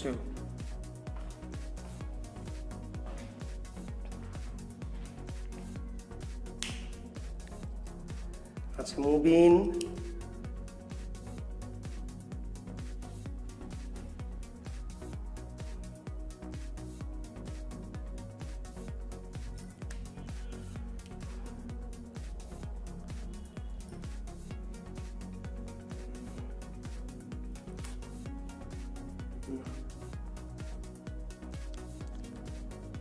পুরো আসে না, রত্ন থেকে রতন, মুবিন একটি প্রশ্ন করেছেন। আচ্ছা হ্যাঁ, মুবিন একটি প্রশ্ন করেছেন, মুবিনকে ধন্যবাদ। আচ্ছা, আমি একটু তাহলে পিছনে যাচ্ছি, আপনারা যেহেতু প্রশ্ন করছেন, আমি হয়তো সব প্রশ্ন খেয়াল করছি না, বাট একটি মুবিন একটি প্রশ্ন করেছেন। দেখেন শিক্ষার্থী বন্ধুরা, রত্ন থেকে রতন, উনি বলেছেন স্যার ধর্ম থেকে ধর্ম। গুরুত্বপূর্ণ প্রশ্ন বলে নিয়েছি। হ্যাঁ, যারা তেন প্রশ্ন সবসময় নিয়ে না, ক্লাসের গতি কমে যায়। এটা আমি তো পরে বলতাম, কিন্তু মুবিন যেহেতু আগেই করে ফেলেছে, তো মুবিনের প্রশ্নের উত্তর দিচ্ছি, আপনাদের ওটা কাজে লাগবে। আচ্ছা শিক্ষার্থী বন্ধুরা লক্ষ্য করুন, রত্ন থেকে রতন, রতন কিংবা যত্ন থেকে কি যতন। দেখেন তো বেড়েছে না কমেছে? বেড়েছে না কমেছে? দেখেন, র ছিল আছে, ত ছিল আছে, ন ছিল আছে, যা ছিল বাড়েওনি কমেওনি, কিন্তু বেড়েছে। বাড়েওনি কমেনি, বেড়েছে। এখানে স্বরাগম, এগুলোর নাম স্বরাগম। স্যার কেমনই বাড়লো? কোথায় বাড়লো? বাড়লো কই পেলেন বাড়া? শিক্ষার্থী বন্ধুরা, এই যে তর্ণ যুক্ত আছে না, তর্ণ যুক্ত আছে, এখানে আলাদা হয়ে গেছে। আলাদা হলে আমাদের কোনো আপত্তি নাই। আপত্তি হলো তর্ণ যখন আলাদা হবে, যুক্ত ব্যঞ্জন আলাদা হলে একটা হজ দিতে হবে। গতদিন বলেছে, মনে আছে? যুক্ত ব্যঞ্জনকে ভাঙা যাবে, ভাঙলে সমস্যা নাই, কিন্তু ভেঙে লিখলে আপনাকে কি করতে হবে? হজ দিতে হবে। তাহলে হজ যদি দেন, তাহলে এটাও রত্ন, এটাও রত্ন, এটাও রত্ন, এটাও রত্ন। এবার সেম টু সেম, মানে সেম সেম। কিন্তু যখন আপনি হজটা দিলেন না, তখন আর এটা রত্ন, কিন্তু এটা রত্ন, এটা রতন। তাহলে এইখানে একটা অ বেড়ে গেছে, অধ্বনি বৃদ্ধি পেয়েছে। যুক্ত ব্যঞ্জনকে ভেঙে লিখলে একই থাকবে যদি হজ দেন, আর যদি হজ না দেন তাহলে তার সাথে একটা অবৃদ্ধি পেয়ে যাবে। ধর্ম, এই যে রেফ আর ম যুক্ত, রেপ তো একা বসতে পারে না, ময়ের সাথে যুক্ত, জোড়া, যুক্ত ব্যঞ্জন। তাহলে আপনি আলাদা করলেন, করেন, আমাদের আপত্তি নাই, হজ দিতে হবে। তাহলে এটিও ধর্ম, এটিও ধর্ম, কিন্তু হজ দিলেন না, তাহলে এটি ধর্ম না, এটি ধর্ম, আর এটি কি ধরম। তাহলে এখানে একটু অ বেড়ে গেছে। একইভাবে যত্ন থেকে যতন, স্বপ্ন থেকে কি স্বপন, স্বরাগম, স্বরাগম, মধ্য স্বরাগম, কি স্বরাগম? মধ্য, মাঝখানে বেড়েছে, তয়ের সাথে, পয়ের সাথে, তয়ের সাথে, রয়ের সাথে, মধ্য স্বরাগম। আর এই ধরনের স্বরাগমকে একটি স্পেশাল নাম দেওয়া আছে, বিপ্রকর্ষ। লিখে নেন, এই স্বরাগমটির নাম কি? বিপ্রকর্ষ। কেন? ব্যঞ্জন বর্ণ ভেঙে যখন যুক্ত ব্যঞ্জন ভেঙে যদি স্বরের আগমন ঘটে, লিখে নিতে পারেন, যুক্ত ব্যঞ্জন ভেঙে যদি স্বরের আগমন ঘটে, তাহলে সেটি স্বরাগম তো বটেই, কিন্তু এটির একটি স্পেশাল নাম কি? বিপ্রকর্ষ। বিপ্রকর্ষ মানে বিকর্ষণ, মানে দুজন একসাথে ছিল, আলাদা হলো, আলাদা হলে একটা স্বর তাদের সাথে যুক্ত হয়ে গেছে। তো যুক্ত ব্যঞ্জন কি ভেঙে গিয়ে যদি স্বরের আগমন ঘটে, যুক্ত ব্যঞ্জন ভেঙে গিয়ে যদি স্বরের আগমন ঘটে, তাকে বলা হয় কি? বিপ্রকর্ষ। আসলে এটি মধ্য স্বরাগম, আসলে এটি মধ্য স্বরাগম, কিন্তু এই স্পেশাল মধ্য স্বরাগমকে নাম দেওয়া হয়েছে কি? বিপ্রকর্ষ। জি, যেহেতু বিকর্ষণের ফলে বা বিশ্লেষণের ফলে এটি তৈরি হয়েছে। কথাটা কি আপনারা বুঝতে পেরেছেন? আমি আশা করছি যে আপনারা বুঝতে পেরেছেন। অর্থাৎ যখনই যুক্ত ব্যঞ্জনকে ভাঙবো, তখন হজ দিতে হবে। হজ দিলে একই থাকবে, কিন্তু হজ যদি না দেন, তাহলে একটি অ ওটার প্রথম ব্যঞ্জনের সাথে বেড়ে যাবে। তাহলে এখানে একটা অ বাড়লে একটা স্বরাগম ঘটবে। তাহলে এটি মধ্য স্বরাগম মূলত, কিন্তু এই মধ্য স্বরাগম যেহেতু ব্যঞ্জনটা ভেঙে গিয়ে বাড়লো, কাজে এই ধরনের স্বরাগমকে বলা হয়েছে বিপ্রকর্ষ।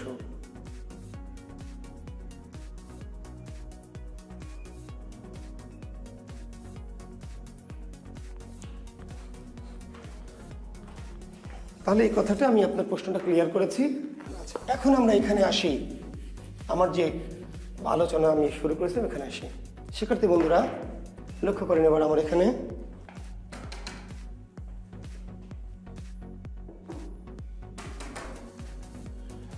দেখেন আমরা বলেছিলাম প, দ আর ম তিনটা ব্যঞ্জন, প একটা, দ একটা, ম একটা। একরকম না তিন রকম? তিন রকম ব্যঞ্জন, একটা প, একটা দ আর একটা ম। কিন্তু এপারে গিয়ে কি হলো, পটা থাকলো কিন্তু দ আর ম দুটো দুই রকম ব্যঞ্জন, কি হয়ে গেছে একরকম। এখানে জটা আছে, ন আর ম ছিল, ন আর ম দুটো দুই বর্ণ, কিন্তু এখানে হয়ে গেল কি এক। পটা তো আছেই, এখানে ছিল ক আর ব, ক আর ব কিন্তু হয়ে গেল কি কয়েক হয়ে। এখানে স আছে, ন আছে, এই যে খণ্ডোত্তর জ, একটা খণ্ডোত্তর একটা জ, দুটো মিলে হয়ে গেল কি জয় জ। এই যে রেফ মানে র, রেফ মানে র আর ম দুটো দুই বর্ণ, কিন্তু হয়ে গেল কি একরকম দেখতে। এই যে ত আর জ দুটি দুই বর্ণ, সটা কিন্তু আছে, ত আর জ দুটি দুই রকম বর্ণ, হয়ে গেল কি একরকম। এর নাম সমীভবন। কি নাম? সমীভবন। সমীভবন। দুটি ভিন্ন রকমের ব্যঞ্জন যদি একই রকম ব্যঞ্জনে পরিণত হয়, লেখেন দুটি ভিন্ন রকমের ব্যঞ্জন, দুটি ভিন্ন রকমের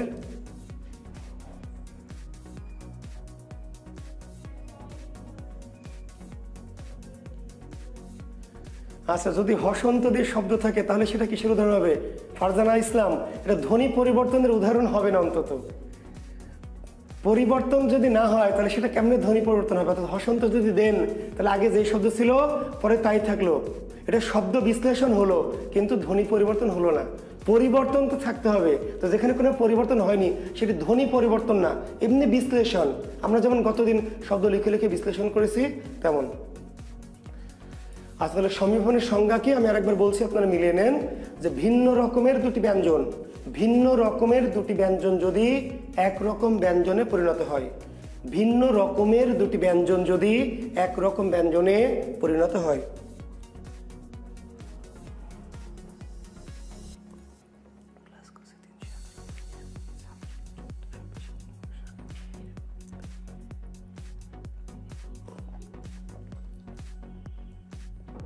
ভিন্ন রকমের দুটি ব্যঞ্জন যদি একরকম ব্যঞ্জনে পরিণত হয় তাকে সমীভবন বলে। তাহলে এখানে ভিন্ন রকম ব্যঞ্জন ছিল, দেখেন তো এই পারে কোনোটা থেকে একরকম ব্যঞ্জন আছে নাকি? একটাতেও একরকম ব্যঞ্জন না, ব্যঞ্জনগুলি সবই কিন্তু কি জোড়া থাক যাই থাক, ব্যঞ্জনগুলি কিন্তু আলাদা আলাদা ব্যঞ্জন। আর ওই পারে গিয়ে কি হচ্ছে, একরকম হয়ে যাচ্ছে। সবই কি একরকম হয়ে যাচ্ছে না? সব একরকম হওয়ার দরকার নেই, যে কোনো দুইটা। তাহলে ভিন্ন রকমের যে কোনো দুটি ব্যঞ্জন যদি একরকম ব্যঞ্জনে পরিণত হয় তাহলে এই পরিবর্তনটার নাম কি সমীভবন। ক্লিয়ার? এখন এখানে কথা আছে, কথা আছে। কি কথা? মনোযোগ বাড়ান, গভীর বাড়ান আমার দিকে। আচ্ছা, এখানে দেখেন ছিল দ আর ম, দ এবং ম দুটো একরকম হয়েছে কিন্তু কার মতো দেখতে হয়েছে? দ এর মতো।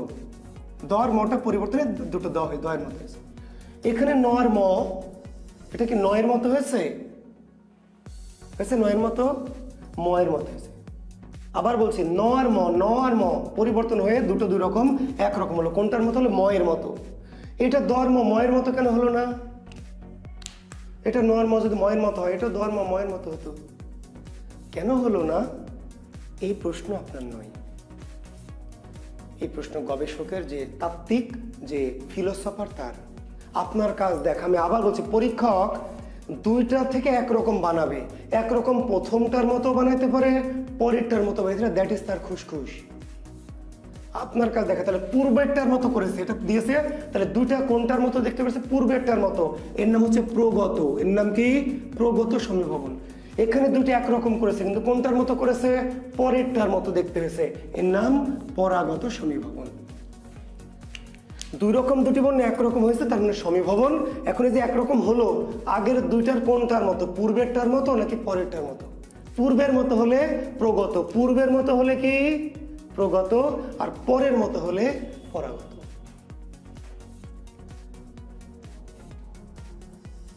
ঠিক আছে, দ্রুত লিখে নেবেন, যারা লিখছেন একটু দ্রুত লিখবেন। পূর্বের মতো হলে, অর্থাৎ একরকম যে হচ্ছে দুটি দুই রকম, এই দুই রকমের কোনটার মতো দেখতে হলো? পূর্বেরটার মতো নাকি পরেরটার মতো? পূর্বেরটার মতো হলে প্রগত, আর পরেরটার মতো হলে কি পরাগত।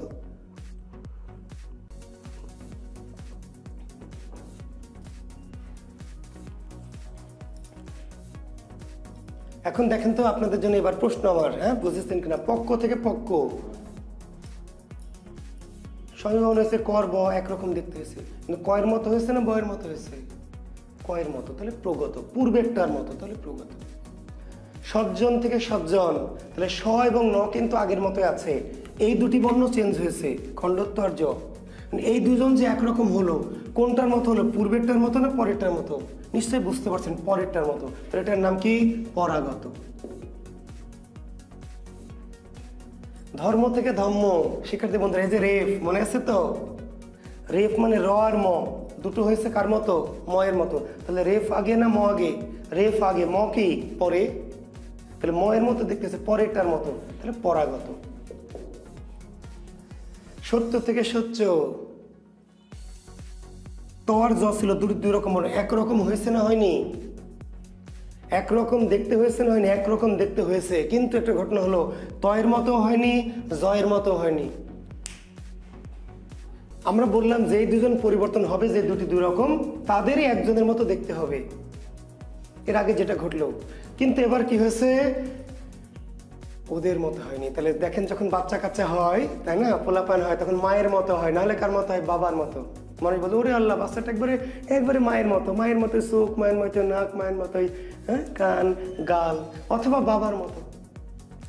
কখনো কখনো দাদার মতো বা ফুপুর মতো হয়, কিন্তু মাঝে মধ্যে প্রতিবেশী আকাশের মতো হয়, তাই না? পাশের ফ্ল্যাটের আকাশ ভাইয়ার মতো হয়েছে, কি করবেন? কলিকাল তো, করার কিছু আছে? হওয়া উচিত না, হওয়ার কথাও না, হওয়া ঠিকও না। হয় বাবার মতো বা মায়ের মতো কিংবা ফুপুর মতো, এরকমই হওয়ার কথা, কিন্তু হঠাৎ করে পাশের ফ্ল্যাটের আকাশ ভাইয়ার মতো হয়ে গেছে। এটার নাম অন্যান্য সমীভবন। কি সমীভবন? অন্যান্য, অন্য লোকের মতো হয়ে গেছে। একরকম হয়েছে, একরকম, কিন্তু এদের কারো মতো না। কার মতো? অন্য কারো মতো দেখতে। এর নাম অন্যান্য সমীভবন। এটার বিশেষণ, সমীভবন কয় প্রকার? 3 প্রকার। সমীভবন কয় প্রকার? সমীভবন 3 প্রকার। 3 কি কি? একটি প্রগত, একটি পরাগত, আর একটি অন্যান্য। আমি আবার বলছি শিক্ষার্থী বন্ধুরা, অর্থাৎ ভিন্ন ভিন্ন রকমের ব্যঞ্জনে দুটি ব্যঞ্জন একরকম হয়ে যাবে। দুটি ব্যঞ্জন একরকম হবে যদি ওই দুটারই কোনোটার মতো হয়। পূর্বেরটার মতো যদি দেখতে হয় প্রগত, পরেরটার মতো যদি দেখতে হয় পরাগত। কিন্তু একরকম দেখতে হলো, কিন্তু ওদের ওই বর্ণগুলোর মতো না, অন্য কোনো বর্ণের মতো। এর নাম অন্যান্য সমীভবন।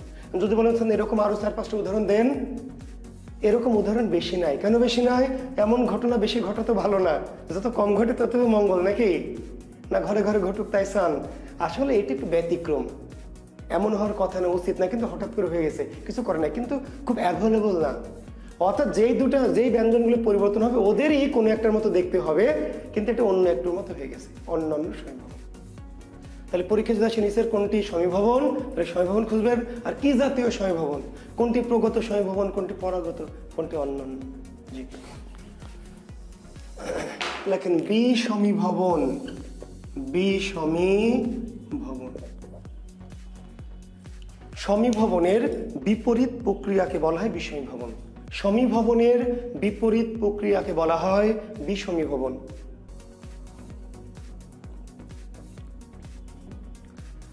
সমীভবনের বিপরীত প্রক্রিয়াকে বলা হয় কি? বিসমীভবন। বিপরীত প্রক্রিয়া, বিপরীত মানে কি? সমীভবনে কি ঘটলো? ভিন্ন রকমের ব্যঞ্জন এক হয়ে গেল, ভিন্ন রকমের ব্যঞ্জন থেকে কি হলো? একরকম হয়ে গেল। তাহলে এখানে কি হবে বলেন তো? একরকম থেকে ভিন্ন হবে। সমীভবনে আলাদা আলাদা রকম থেকে এক মানে সমান হয়ে গেল, দেখতে একই রকম, সমান সমীভবন। আর এবার একরকম থাকবে, হয়ে যাবে কি? আলাদা। যেমন লয়কাল্লা লাল, লাল থেকে হবে নাল। দেখেন এই পারে একই রকম দুটি চেহারা, একই রকম দেখতে, এই পারে একরকম নয়, দুটা আলাদা। তাহলে একই রকম দুটি বর্ণ, এখানে ছিল আলাদা আলাদা বর্ণ, চেহারা ছিল ভিন্ন ভিন্ন, হয়ে গেল এক। আর এবার আছে কি? এক, আর হয়ে যাচ্ছে আলাদা। তাহলে একই রকম দুটি ব্যঞ্জন যদি ভিন্ন রকম ব্যঞ্জনে পরিণত হয়, একই রকম দুটি ব্যঞ্জন যদি ভিন্ন রকম ব্যঞ্জনে পরিণত হয়, তাহলে তার নাম কি? বিসমীভবন। ঠিক আছে, যারা লিখবেন ফার্স্ট লেখেন যে একই রকমের দুটি ব্যঞ্জন যদি ভিন্ন রকম ব্যঞ্জনে পরিণত হয়,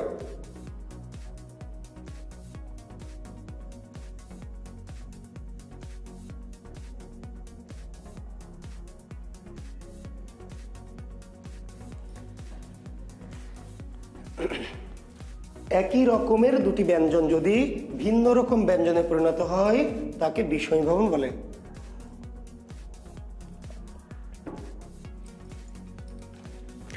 তাহলে দেখেন শরীর শব্দটি শরীর, কিন্তু আমরা বলছি কি শরীর, শরীরটা ভালো লাগছে না, শরীর আসলে শরীর হয়ে গেল কি শরীর।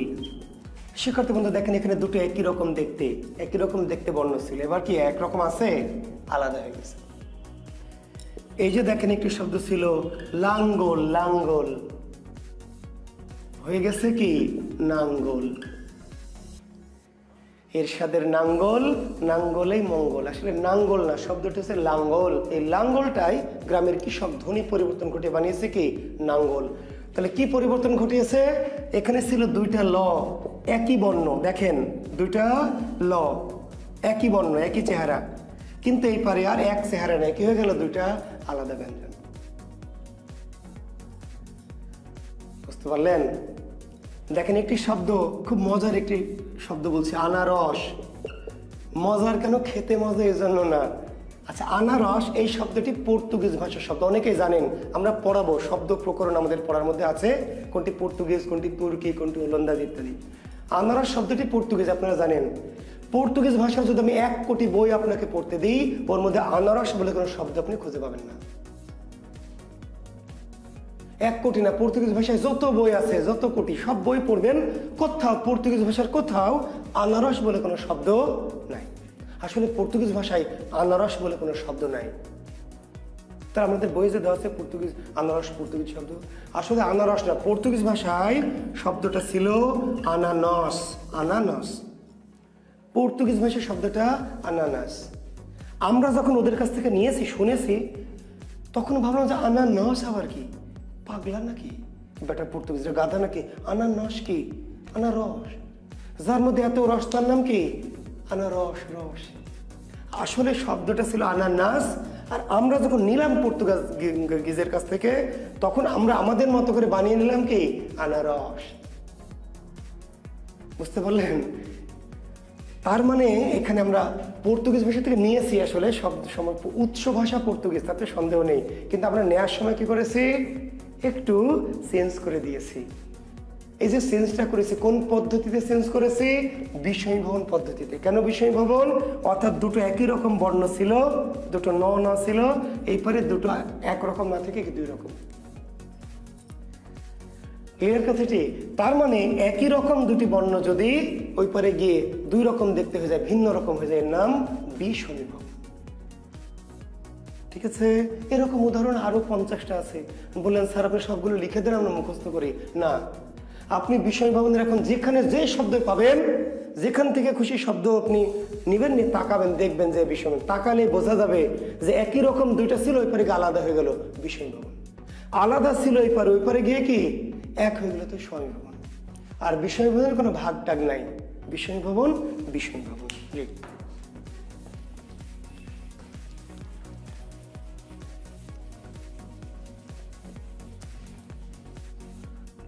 আচ্ছা, আজকে কোনো পরীক্ষা নাই শিক্ষার্থী বন্ধুরা। আজকে আমি ধ্বনি পরিবর্তনটাকে যেহেতু আর একটু বেশি করে আলোচনা করব, আর শেষ না করে পরীক্ষাটা নিব না। আজকে কোনো পরীক্ষা নাই, আগামী দিন পরীক্ষা কিসের উপরে? ওই যে বর্ণ বিশ্লেষণ, অক্ষর বিশ্লেষণ গত ক্লাসের, প্লাস তার সাথে কি ধ্বনি পরিবর্তন। আবার নোটিশ দিয়ে দিচ্ছি, আমি আসলে লিখেও আপনার নোটিশেও দিয়ে দিব। আজকে কোনো পরীক্ষা নাই ক্লাসের পরে। আমি একটু ক্লাসটা একটু বেশিক্ষণ ধরে নেব, 15-11টা পর্যন্ত। আজকে কোনো পরীক্ষা নাই। আজকে আমি ধ্বনি পরিবর্তনটা যতটুকু শেষ করব, প্লাস গত দিনের ক্লাসের কি ছিল, গতদিন ক্লাসে ছিল বর্ণ বিশ্লেষণ এবং অক্ষর। তাহলে বর্ণ বিশ্লেষণ, অক্ষর বিশ্লেষণ এবং আজকে ধ্বনি পরিবর্তন ক্লাস যতটুকু শেষ করতে পারবো ততটুকুর উপর আগামী দিন পরীক্ষা। আজকে পরীক্ষা নাই। ক্লিয়ার? আমি যদি নোটিশ আকারে দিয়ে দেবো, তবু আপনাদের জানিয়ে রাখছি, কারণ পড়া শেষ না করে পরীক্ষা নিয়ে তো লাভ নাই। তার মানে পরীক্ষা আমি 25টায় নিব, কিন্তু ক্লাস হয়তো 25টার চেয়ে কি 2-3টা বেশিও নিতে পারে, লাগতে পারে প্রয়োজনে। বুঝতে পেরেছেন? আপনার না শিখে তো আমি ছাড়বো না। ক্লাস 25টা মানে 25টা আমি লামসাম করে শেষ করবো না। আপনাকে ব্যাকরণ আমি সম্পূর্ণটা শেখাবো, তারপর ছাড়বো। এখন দেখেন একটি শব্দ হলো বড় চাচা। বড় চাচা একটি শব্দ, বড় চাচা। এই বড় চাচাটা হয়ে গেছে কি বড় চা। মেজো কাকা, একটু শব্দ মেজো কাকা হয়ে গেছে কি মেজকা।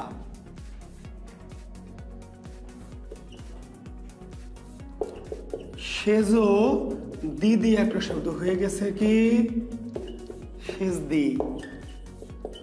বউ দিদি একটা শব্দ হয়ে গেছে কি বৌদি। বড় দিদি একটা শব্দ হয়ে গেছে কি বড়দি। হয়েছে না মন? জি।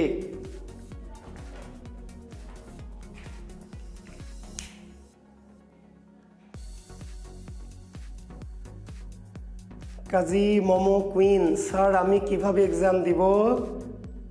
কুইন এক্সাম কিভাবে দিবেন? এক্সামের ওই ইয়েতে এক্সাম পাবেন আপনি। কে নাল থেকে লাল কি?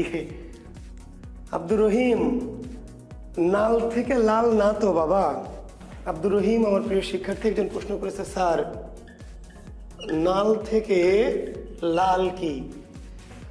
তো নাল থেকে লাল কেমনে হবে বলেন?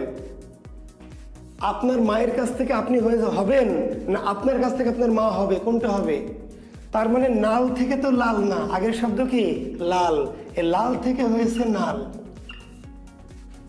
বুঝতে পারছেন? আপনি নালকে লাল বানান, এটি আগের আর এটি পরের না তো, পরের শব্দকে আগে দিচ্ছেন, কেমনে হবে? পরিবর্তনটা এখন থেকে আগে কেমন ছিলেন তা না, আগে থেকে এখন কেমন। তার মানে এরকম করে দিলে হবে না, শব্দটা দিতে হবে লাল থেকে নাল। আর যদি নাল আগে দেন লাল পরে দেন, দিতে পারবেন, পরীক্ষা দিবে, চালাকি করবে, আরো খুবই চালাক পরীক্ষা, খুবই তীক্ষ্ণ পরীক্ষা, তাহলে এই শব্দটা এই চিহ্নটা চেঞ্জ করে দিতে হবে। আব্দুর রহমান, মনে হয় আপনার নাম আব্দুর রহমান বা রহিম, আমি দেখলাম, আমি চিনি আপনাকে, আপনি অ্যাম্বিশনে করেছেন মনে হয়। তো নাল থেকে লাল না, যখন এরকম চিহ্ন দিবে দেখবেন লাল থেকেই কি নাল, এই যে চিহ্ন আপনাকে বিভ্রান্ত করার জন্য এরকম চিহ্ন দিবে, তার মানে আপনি ধরবেন নাল থেকে লাল, তা না, এই যে চিহ্নের মানে লাল থেকেই কি নাল। আর যদি এরকম কেউ দেয় তাহলে বুঝতে হবে সেই ব্যাটা বোঝে না, সে পরীক্ষা কিনা, সে গাধা মাধা কেউ। বুঝতে পেরেছেন? তার মানে আগের শব্দ আগে, পরের শব্দ পরে, পরের শব্দটা আগে দিবেন, তাহলে হবে না, ইচ্ছে মতো দেওয়া যাবে না, আগে যা ছিল সেখান থেকে পরে। ক্লিয়ার কথাটা? জি। আচ্ছা এখন দেখেন তো কি হয়েছে, একটু বলেন তো আমাকে, এখানে কি ঘটনা ঘটেছে একটু দেখে বলেন, কি ঘটেছে একটু দেখেন তো।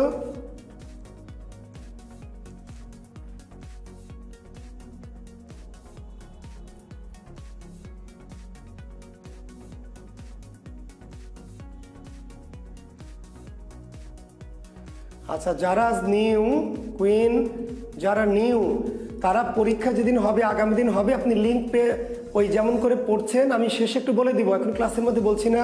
যারা আজকে নতুন বা নতুন ভর্তি হয়েছেন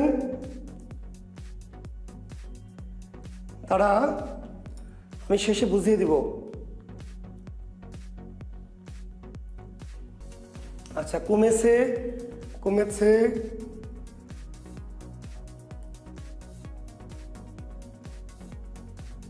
আচ্ছা দেখেন ব্যঞ্জন কমেছে, এতে তো কোনো সন্দেহ নেই, ব্যঞ্জন কি কমেছে আপনারা বলেছেন, ঠিক আছে। এখন কি ব কমেছে না র কমেছে? এ কমেনি, এই দুটার মধ্যে একটা কমেছে। এখানে কি ম কমেছে না জ কমেছে? তার মানে একই রকম, যে দুইটা চেহারা একই রকম, সেখান থেকে একটা কমেছে। যে কোনো ব্যঞ্জন কমেছে এটাও ঠিক, কিন্তু কোনটা কমেছে? যেখানে একই রকম দুটি ব্যঞ্জন। তাহলে একই রকম দুটি ব্যঞ্জন থেকে যদি একটু কমেছে, এখানে কিন্তু একই রকম ছিল, লাল শরীর লাঙ্গল একই রকম ছিল, কিন্তু কমেনি, কি হয়েছে? পরিবর্তন। একই রকম থেকে পরিবর্তন হয়েছিল, পরিবর্তন। আর এবার একরকম থেকে একটা কি একদম কি ডিলিট, বাদ। এখানে একরকম ছিল কিন্তু একরকম দুই রকম হয়েছে, মানে কমেনি, চেহারাটা পরিবর্তন হচ্ছে দুই রকম। আর এখানে একটা ব্যঞ্জনকে সেখানে বাদ, তাহলে একই রকম দুটি ব্যঞ্জন থেকে একটি যদি বাদ যায় এর নাম ব্যঞ্জন চ্যুতি। ব্যঞ্জন একটা বাদ গেছে, ব্যঞ্জন কি চ্যুতি, চ্যুতি লিখে নেন। আমি উপরে লিখলে আপনারা দেখতে পাচ্ছেন না, আমি কোথায় লিখবো? আচ্ছা এর নাম কি ব্যঞ্জন চ্যুতি।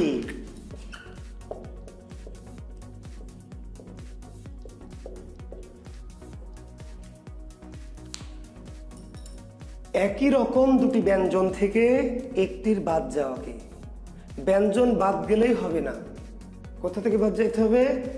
ওই শব্দটাতে একই রকম দুটি ব্যঞ্জন থাকবে, সেখান থেকে বাদ যাবে। তাহলে একই রকম দুটি ব্যঞ্জনের একটির বাদ যাওয়াকে বলে ব্যঞ্জনচ্যুতি।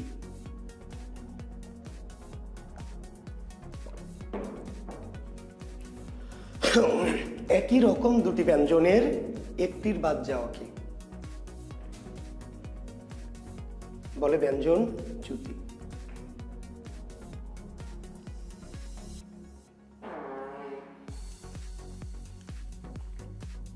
তাহলে বড় দিদি থেকে বড়দি, বৌদিদি থেকে বৌদি, সেজু দিদি থেকে সেজদি, মেজু দিদি থেকে মেজদি, মেজু কাকা থেকে মেজকা।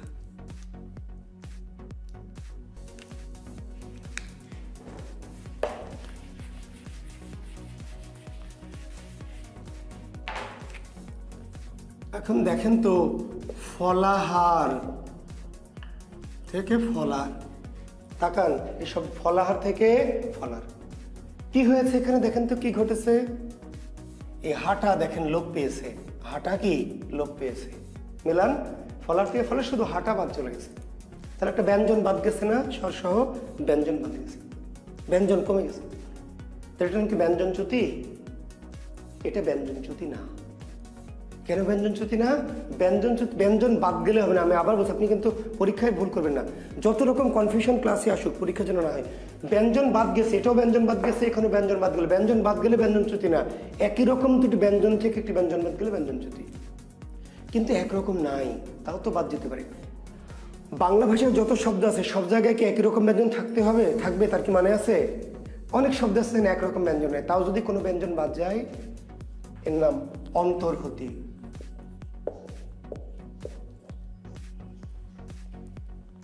অন্তর্হতি কি জটিল হলো? না, জটিল না, আমি সহজ করে দিব, টেনশন নেবেন না। কি বলবেন মনে মনে? All is well, all is well, all is well. ব্যঞ্জন বাদ যাবে, শর্তটা কি ব্যঞ্জন বাদ যাবে, এটাই তো। ব্যঞ্জন কমে গেল, ব্যঞ্জন বাদ গেল, ওখানে যখন স্বর কমে যাচ্ছে ব্যঞ্জন কমে গেল। তো ব্যঞ্জন যে কমে গেল, যেটা কমে গেল সেরকম দেখতে কি দুটা একই রকম ছিল? দুটো একই রকম ছিল, ওখান থেকে একটা বাদ ব্যঞ্জন গেছে, তার নাম ব্যঞ্জনচ্যুতি। কিন্তু একরকম নাই, তাও একটা ব্যঞ্জন বাদ গেছে, এর নাম অন্তর্হতি। নাম কি? অন্তর্হতি। সংজ্ঞাটা একটু লিখবেন, তারপরে একটু ধ্যান দেব। তাহলে যে কোন শব্দের মধ্য থেকে যে কোনো একটি ব্যঞ্জনের, শব্দের মধ্য থেকে যে কোনো একটি ব্যঞ্জনের বাদ যাওয়াকে বলে অন্তর্হতি। শব্দের মধ্য থেকে যে কোনো একটি ব্যঞ্জনের বাদ যাওয়াকে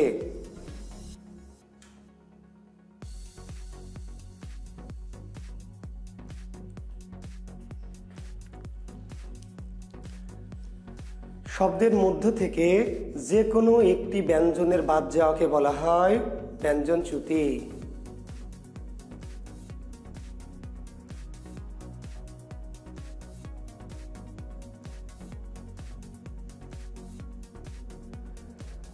মৃন্ময় দাস, ক্যামেরার পজিশন ঠিক নাই, ক্যামেরা চ্যুতি হচ্ছে বারবার। না মৃন্ময় দাস, ওই যে একজন আপনাকে কমেন্টস করে দিয়েছে আপনার মোবাইলেই চ্যুতি ঘটছে, আপনার হয়তো নেটে সমস্যা আছে।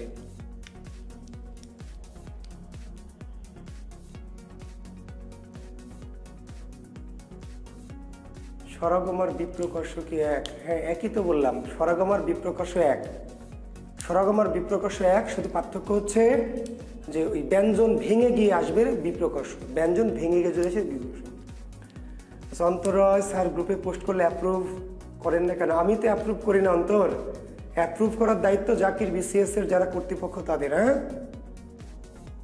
অন্তর রয়, অ্যাপ্রুভ করার দায়িত্ব, ঠিক আছে? হ্যাঁ, হ্যান্ড নোট অ্যাপ্রুভ করবেন প্লিজ, ঠিক আছে, চেষ্টা করবো আমি। হ্যাঁ, তাহলে ব্যঞ্জনচ্যুতির অন্তর্হতির পার্থক্য কি? একই রকম দুটি ব্যঞ্জন থেকে যদি একটি ব্যঞ্জন বাদ যায় তার নাম ব্যঞ্জনচ্যুতি, কিন্তু একরকম নয়, তাও যদি কোনো একটি ব্যঞ্জন বাদ যায় তার নাম কি? অন্তর্হতি।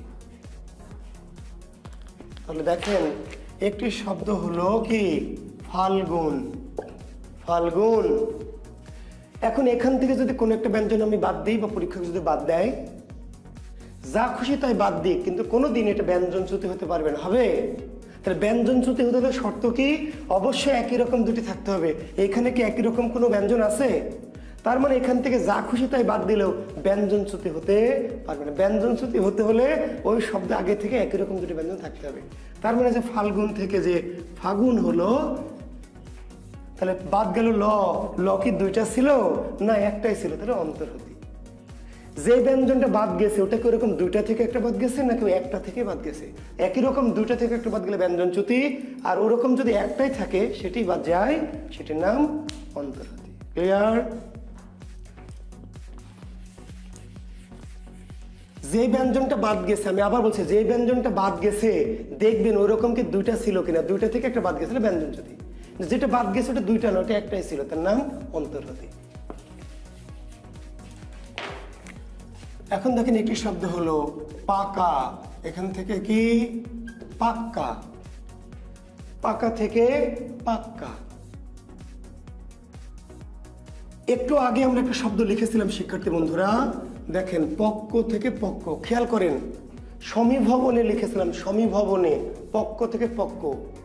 আর পাকা থেকে পাক্কা। এখন অনেকে তো একই মনে করে, স্যার একই তো, ভুল করে, বিভ্রান্ত হয়। এক না, পার্থক্য বুঝতে হবে, পার্থক্য, ভেরিয়েশন, না হলে ভুল হয়ে যাবে। তাহলে পক্ষ থেকে এখানে ক আর ব দুটি দুই রকম ব্যঞ্জন। ক আর ব দুটি কি? দুই রকম ব্যঞ্জন, সেখান থেকে একরকম হয়েছে। দুটি দুই রকম থেকে দুটি একরকম, বাড়েওনি কমেওনি। এইখানে কিন্তু দুটি থেকে না, একটা ব্যঞ্জনই দুইবার হলো।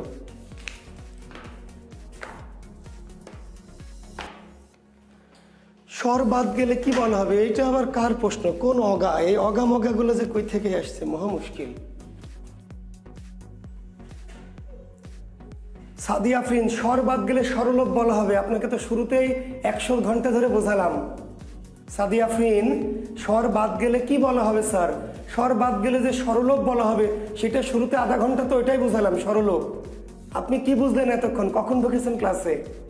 স্বর বাদ গেলে কি বলা হবে স্যার? স্বর বাদ গেলে গাধা, তার নাম যে স্বরলোপ, সেটা তো শুরুতে আধা ঘন্টা ধরে বোঝালাম। স্বর বাদ গেলে কি হবে স্যার? এতক্ষণ যদি প্রশ্ন করা 1.5 ঘন্টা পরে স্বর বাদ গেলে কি হবে স্যার? কেমনি হবে বলো? আচ্ছা, তাহলে দেখেন পার্থক্যটা বুঝতে, তাহলে দুটা দুই রকম ব্যঞ্জন, একটা ক আর একটা ব, সেখান থেকে দুটি একরকম হলো। দুটি দুই রকম থেকে দুটি একরকম, সমীভবন। কিন্তু এবার দুটি দুই রকম থেকে একরকম না, একটা ব্যঞ্জনই কি দুইটা হলো, একটাই দুইটা হয়ে গেল। এর নাম দীপ্তি। কি নাম? দীপ্তি।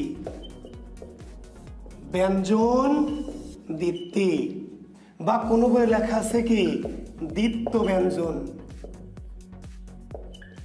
ব্যঞ্জন দীপ্তি বা দ্বিত্ব ব্যঞ্জন। ব্যঞ্জন দীপ্তি বা দ্বিত্ব ব্যঞ্জন।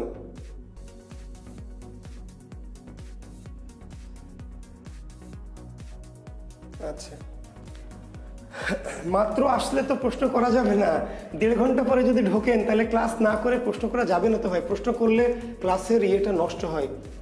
না বুঝে না শুনে প্রশ্ন করবেন না, ক্লাসটা দেখবেন পুরোটাই, দেখে প্রশ্ন করবেন। না হলে তো আমি এই যে 1,500 স্টুডেন্ট যদি প্রশ্ন করেন তাহলে কেমনে ক্লাস নেব বলেন? 1,500 প্রশ্ন উত্তর দিতে গেলে কি ক্লাস হবে?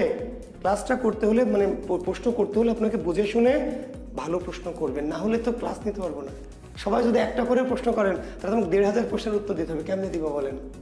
ক্লাস করাবো না, প্রশ্নের উত্তর দিব। ক্লাস না করে হঠাৎ মাঝখান থেকে এসে প্রশ্ন করবেন, তাহলে বোকা হয়ে যাবেন, তাই না? আচ্ছা, তাহলে কি বলছি আমরা? তাহলে এটা আমাদের দীপ্তি না, তাহলে পাকা থেকে পাক্কা। সকাল থেকে কি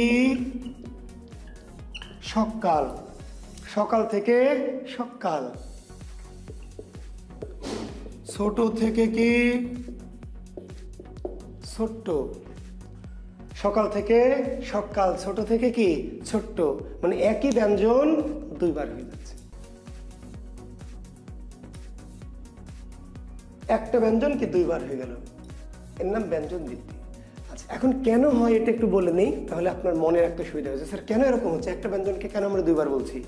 আচ্ছা, যখন আমরা কোনো শব্দে জোর দিতে চাই, চাপ দিতে চাই, আমি তোমাকে পাকা কথা দিলাম না বলে কি বলছি, তোমাকে আমি পাক্কা কথা দিলাম, একদম পাক্কা কথা। ইহ জন্মে তুমি আমার হওয়া না হও, পরজন্মে কি আমারই, তোমাকে কেউ করে নিতে পারবে না। কেমন কথা? একদম পাক্কা কথা, পাক্কা। পাকা কথা সে কি একদম পাক্কা, এমফেসাইজ করা, চাপ দেওয়া। সকালবেলা পড়াই, সকালবেলা অনুষ্ঠান, সকালবেলা মানে 7টা 8টা 9টা 10টা 11টাও সকাল, কিন্তু সকাল সকাল মানে আর 10টা হবে না, 11টা হবে না। বাংলাদেশ যদি কেনিয়াকে হারায় ক্রিকেটে, কেনিয়াকে হারায়, সোমালিয়াকে হারায়, তাই না, তাহলে কি করবেন? হ্যাঁ ভালো, বাংলাদেশ ভালো, সাবাস বাংলাদেশ, সাবাস। অস্ট্রেলিয়াকে যদি হারায়, ইন্ডিয়াকে যদি হারায়, পাকিস্তানকে যদি হারায়, কি বলবেন? সাব্বাস, সাব্বাস বাঘের বাচ্চা, সাব্বাস। তাহলে সাবাস, যে কোনো দলকে হারালে আমরা বলছি সাবাস, কিন্তু স্পেশাল কোনো দলকে হারালে কি বলবো আমরা? সাব্বাস বাঘের বাচ্চা। তাহলে সাবাস থেকে কি সাব্বাস, সাবাস থেকে সাব্বাস। বড় থেকে বড্ড, বড় থেকে বড্ড। এখন কেউ কেউ আপত্তি জানাতে পারে বা করে, স্যার এটা তো ডয়ে শূন্য র আর এটা তো ডয়ে ড। আমি কিন্তু ক্লাসে বলেছি, মনে আছে? এই ড মানে ডয় বিন্দু র, ঢ মানে ঢয় বিন্দু র, মনে আছে না? এটার এটা শুধু একটা ফোঁটা ছাড়া আর একটা ফোঁটা আলা, একটা ফোঁটা ছাড়া এদের পার্থক্য নাই। এই ডয় শূন্য রটা ডয় ড, একই ব্যঞ্জন ধরা হবে। তাহলে বড় থেকে বড্ড, কেটে নাম ব্যঞ্জন দ্বিত্ব বা ব্যঞ্জন দ্বিত্বতা, দ্বিত্ব ব্যঞ্জন।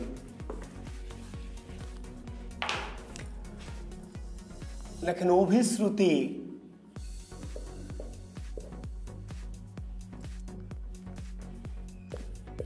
শব্দের শেষে ইয়া যদি একার কিংবা উয়া যদি ওকারে পরিণত হয়,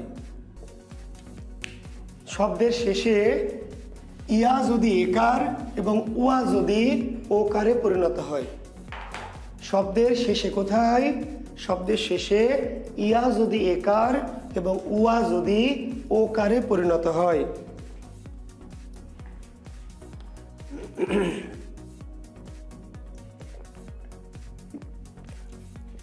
হ্যাঁ সুলাইমান কবির, পাকা খেলোয়াড় না পাক্কা খেলোয়াড়, ঠিক আছে, থ্যাংক ইউ। পাকা না কেমন খেলোয়াড়? পাক্কা। তাহলে শব্দের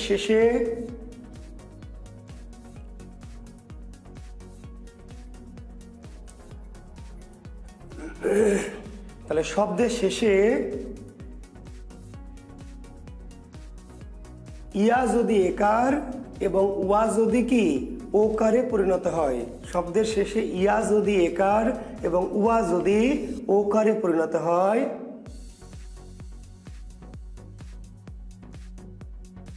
তাহলে তাকে কি বলা হবে? অভিশ্রুতি।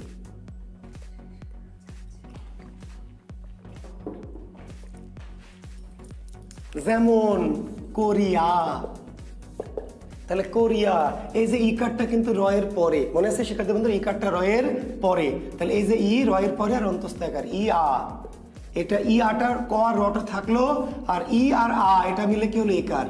তাহলে কোরিয়া থেকে করে, ই আর আ অন্তস্থ আকার মিলে একার হয়ে গেল। ধরিয়া থেকে কি ধরে, মরিয়া থেকে কি মরে।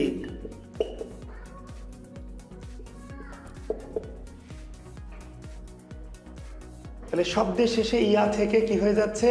ইয়াটা একার হয়ে যায়, যদি যায় তাহলে পরিবর্তন অভিশ্রুতি। কিংবা ওয়া থেকে ওকার, ওয়া থাকলে ওকার হয়ে যেতে পারবে। যেমন ধরেন শব্দের শেষে ওয়া আছে, এমন দেখি শুধু ভাবেন তো, ওয়া আছে, ওয়া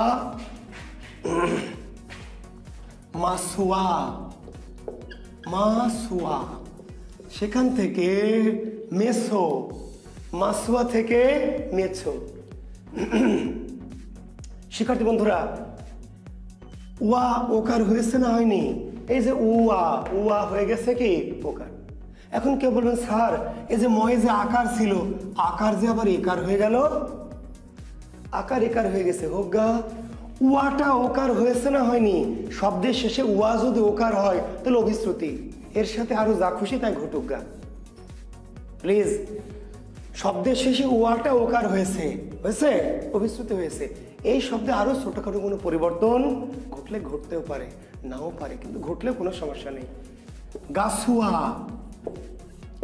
গাছো থেকে গাছো না, গাছুয়া থেকে কি গেছো, গেছো, গেছো মেয়ে, হ্যাঁ গেছো বাঘ, গেছো বিড়াল। তো এই যে গাছো ওয়াটা ওকার হয়ে গেছে, ছয়ের সাথে উয়া ছিল ওকার হয়ে গেছে, কিন্তু আকারটা এখানে হোক, উয়া যদি ওকার হয়ে যায় শেষে তো অভিশ্রুতি ঘটেছে, তার সামনে আরো ছোটখাটো কোনো পরিবর্তন ঘটলে ঘটতেও পারে। টাকুয়া থেকে কি টেকো, টাকুয়া থেকে টেকো। দাঁতুয়া থেকে কি দেতো,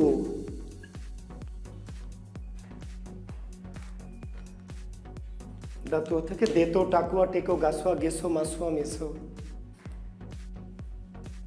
তাহলে শব্দের শেষে ইয়া থাকে থেকে একার হতে পারবে এবং ওয়া থেকে ওকার যদি হয় সেই পুরোটার নাম অভিশ্রুতি। নিচের কোনটি অভিশ্রুতি, তাহলে আমরা দেখবো উদাহরণে কোনটা ইয়া থেকে একার হয়েছে কিংবা ওয়া থেকে ওকার হয়েছে।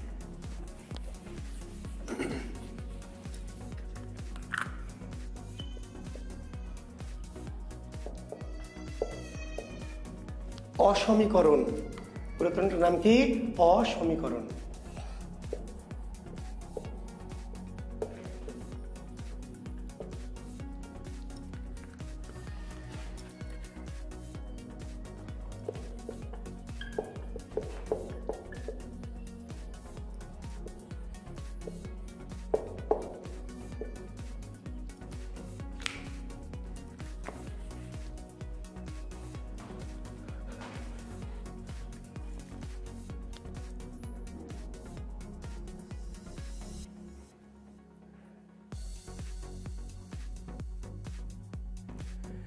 না খুরশেদ আলম, সাধু থেকে চলিতের মতো লাগছে, হ্যাঁ ঠিকই বলেছেন লাগছে, কিন্তু সব সময় না,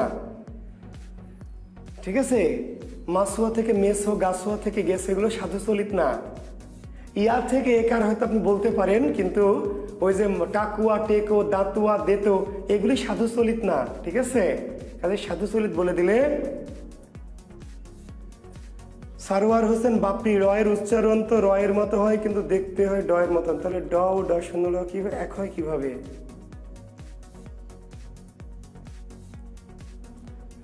রূপক আব্দুল্লাহ, সাধু থেকে চলিত রূপে গেলে হচ্ছে না ভাই, সাধু থেকে চলিত রূপে গেলে হচ্ছে না, কারণ টাকুয়া দাঁতুয়া এগুলো সাধু রূপ না, দাঁতুয়া কোনো সাধু রূপ না। এই সাধু আর এটা চলিত না ভাই, এটা টাকুয়া, সাধু আর এটা চলিত না, এরকম না। হ্যাঁ ধরিয়া থেকে ধরে করি এটা সাধু চলিত, কিন্তু পুরো ওইটাকে পুরো মানে ওইটাকে সাধু চলিত বলা যাবে না। আচ্ছা দেখেন, তাহলে গপ গপ থেকে গপা গপ, টপ টপ থেকে টপ, কি হচ্ছে দেখেন তো, একটু খেয়াল করবেন। গপ গপ এই শব্দটাতে একই রকম দুটি অংশ আছে, একই রকম, একদম একই রকম, অনেকটা এক না, একদম একই, একদম same same, same to same. বন বন, মজ মজ, অর্থাৎ শব্দে একই রকম দুটি ধ্বনি বা অক্ষর থাকবে। ওই পারে গিয়ে আমরা আর এক রাখবো না, আমরা একটু চেঞ্জ করবো, একই রকম দুটো রাখবো না, একটা একটু চেঞ্জ করবো। তাহলে কি করলাম আমরা এবার, গপা গপ, এবার এক থাকলো না, চেঞ্জ হয়ে গেল। একই রকম দুটি অক্ষরের মাঝে, অক্ষর এই যে গপ গপ, বন অক্ষর মনে হচ্ছে কতগুলো অক্ষর, একই রকম দুটি অক্ষরের মাঝে আকারের আগমনকে বুঝতে পারলেন। একই রকম কি, একই রকম স্বরের মধ্যে একটা ভিন্নতা আনার জন্য একই রকম দুটি অক্ষরের মাঝখানে আকারের আগমনকে বলা হয় অসমীকরণ। একই রকম দুটি অক্ষরের মাঝে, মচ মচ, মচ মচ, দুটো একই সাউন্ড, মচ মচ, আমরা একদম এক রাখবো, একটু চেঞ্জ করবো। তাহলে কি করলাম এবার, মশা মস। এখন দেখেন একটা করে স্বর বেড়েছে, কারণ কেউ বলেন স্যার স্বর বাড়লো, তাহলে স্বরাগম, স্বর বেড়েছেন একটা করে, সবই ঠিক আছে, একটা করে স্বর আকার বেড়েছে। একই রকম, এই একই রকম দুটি অক্ষরের মাঝে বা একই রকম দুটি ধ্বনির মাঝে যখন আকার বাড়বে তখন এটাকে আমরা স্বরাগম বলবো না, কি বলবো, আমরা বলবো অসমীকরণ। একই রকম দুটি একই স্বরের পুনরাবৃত্তি দূর করার জন্য, ব্যাকরণের সংজ্ঞা দেখবেন লেখা আছে 9-10 বইয়ে, একই স্বরের পুনরাবৃত্তি দূর করার জন্য মাঝখানে আকারের আগমন, মানে একই স্বর গ গ, বন বন, মজ মজ। তাহলে ধরেন শব্দটি কি, কল কল থেকে কি হবে কলাকল, কল কল থেকে কলাকল।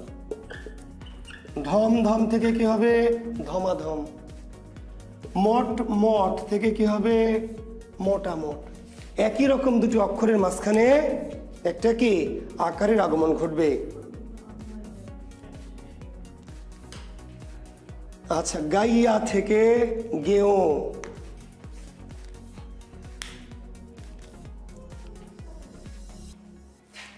গাইয়া থেকে গেও।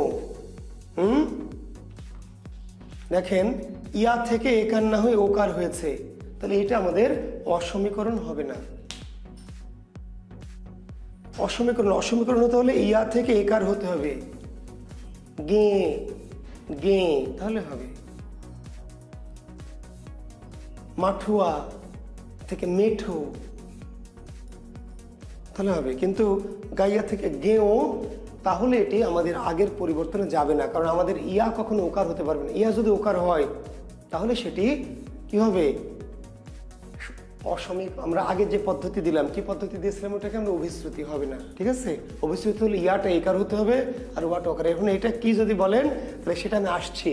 আমাদের পরিবর্তন তো ভাই, সমস্যা তো অন্য জায়গায়। সমস্যা আপনারা যদি পিছন থেকে প্রশ্ন করে ফেলেন, আমার কি অভিশ্রুতির সাথে এটা মিলছে, আপনাদের প্রশ্ন নেওয়াটা বিপদ হয়ে যাচ্ছে। গাইয়া থেকে গেও, তাহলে এখানে কি ইয়াটা একার হলো, ইয়া যদি একার নয় তাহলে অভিশ্রুতি না, তাহলে অন্য কিছু তো। অন্য কিছু তো আমার আরো অনেক পরিবর্তন বাকি আছে, পরিবর্তন তো আমার শেষ না। কেন বোঝেন না?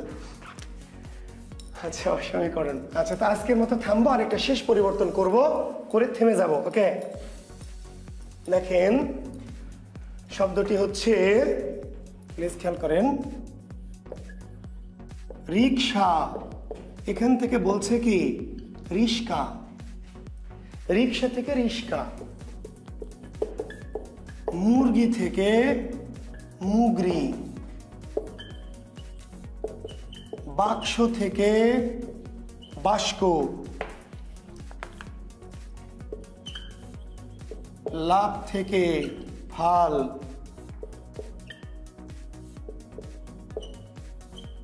চমৎকার থেকে মসৎকার। একটু দ্রুত লিখে নেন, আমরা ক্লাসের শেষ পর্যায়ে আছি। রিক্সা থেকে রিস্কা, মুরগি থেকে মুগরি, বাক্স থেকে বাস্ক, লাভ থেকে ফাল, চমৎকার থেকে মসৎকার।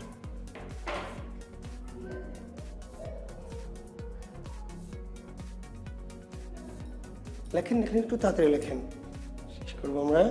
নোটিশটা আবার একটু বলবো, 1 মিনিট সময় লাগবে।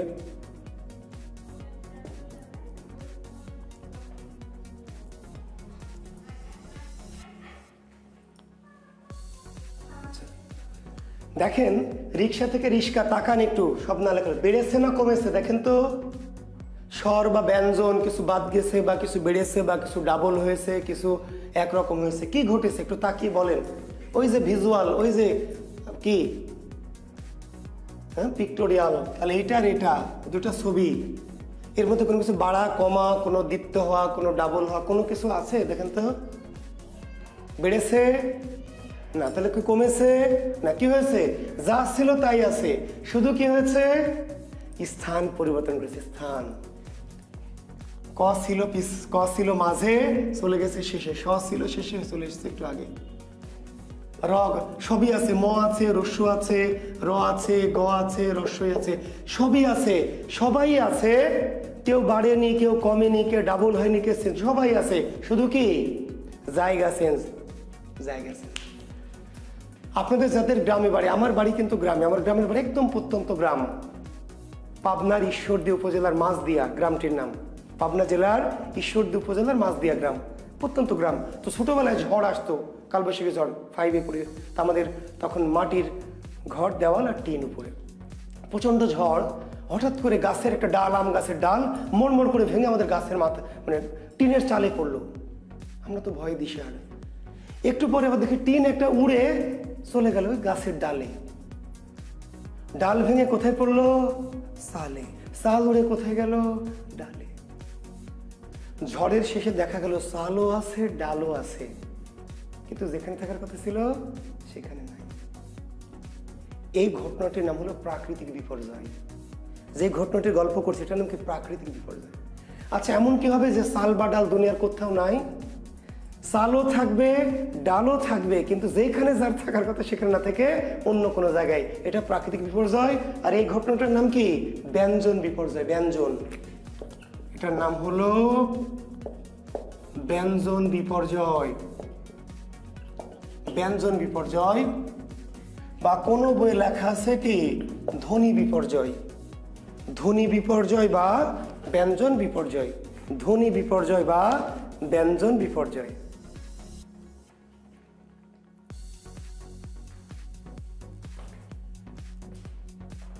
ধ্বনি বিপর্যয় বা কি ব্যঞ্জন বিপর্যয়। বাক্স থেকে বাস্ক, লাভ থেকে ফাল, চমৎকার থেকে মসৎকার, তাই না? স্যার কেমন ক্লাস নেয়? জুয়েল কিবরিয়া স্যার তো মসৎকার ক্লাস নেয়, তাই না? মসৎকার কি যে বলে কিছু বুঝি না, খালি উল্টা পাল্টা লাগে নাকি? মসৎকার, তাই না? পরীক্ষায় হয়তো দিবে আপনাকে পিশাচ থেকে কি পিচাস, পিশাচ থেকে পিচাস। কোন ধ্বনি পরিবর্তন? তাহলে কি ধ্বনি বিপর্যয় বা ব্যঞ্জন বিপর্যয়।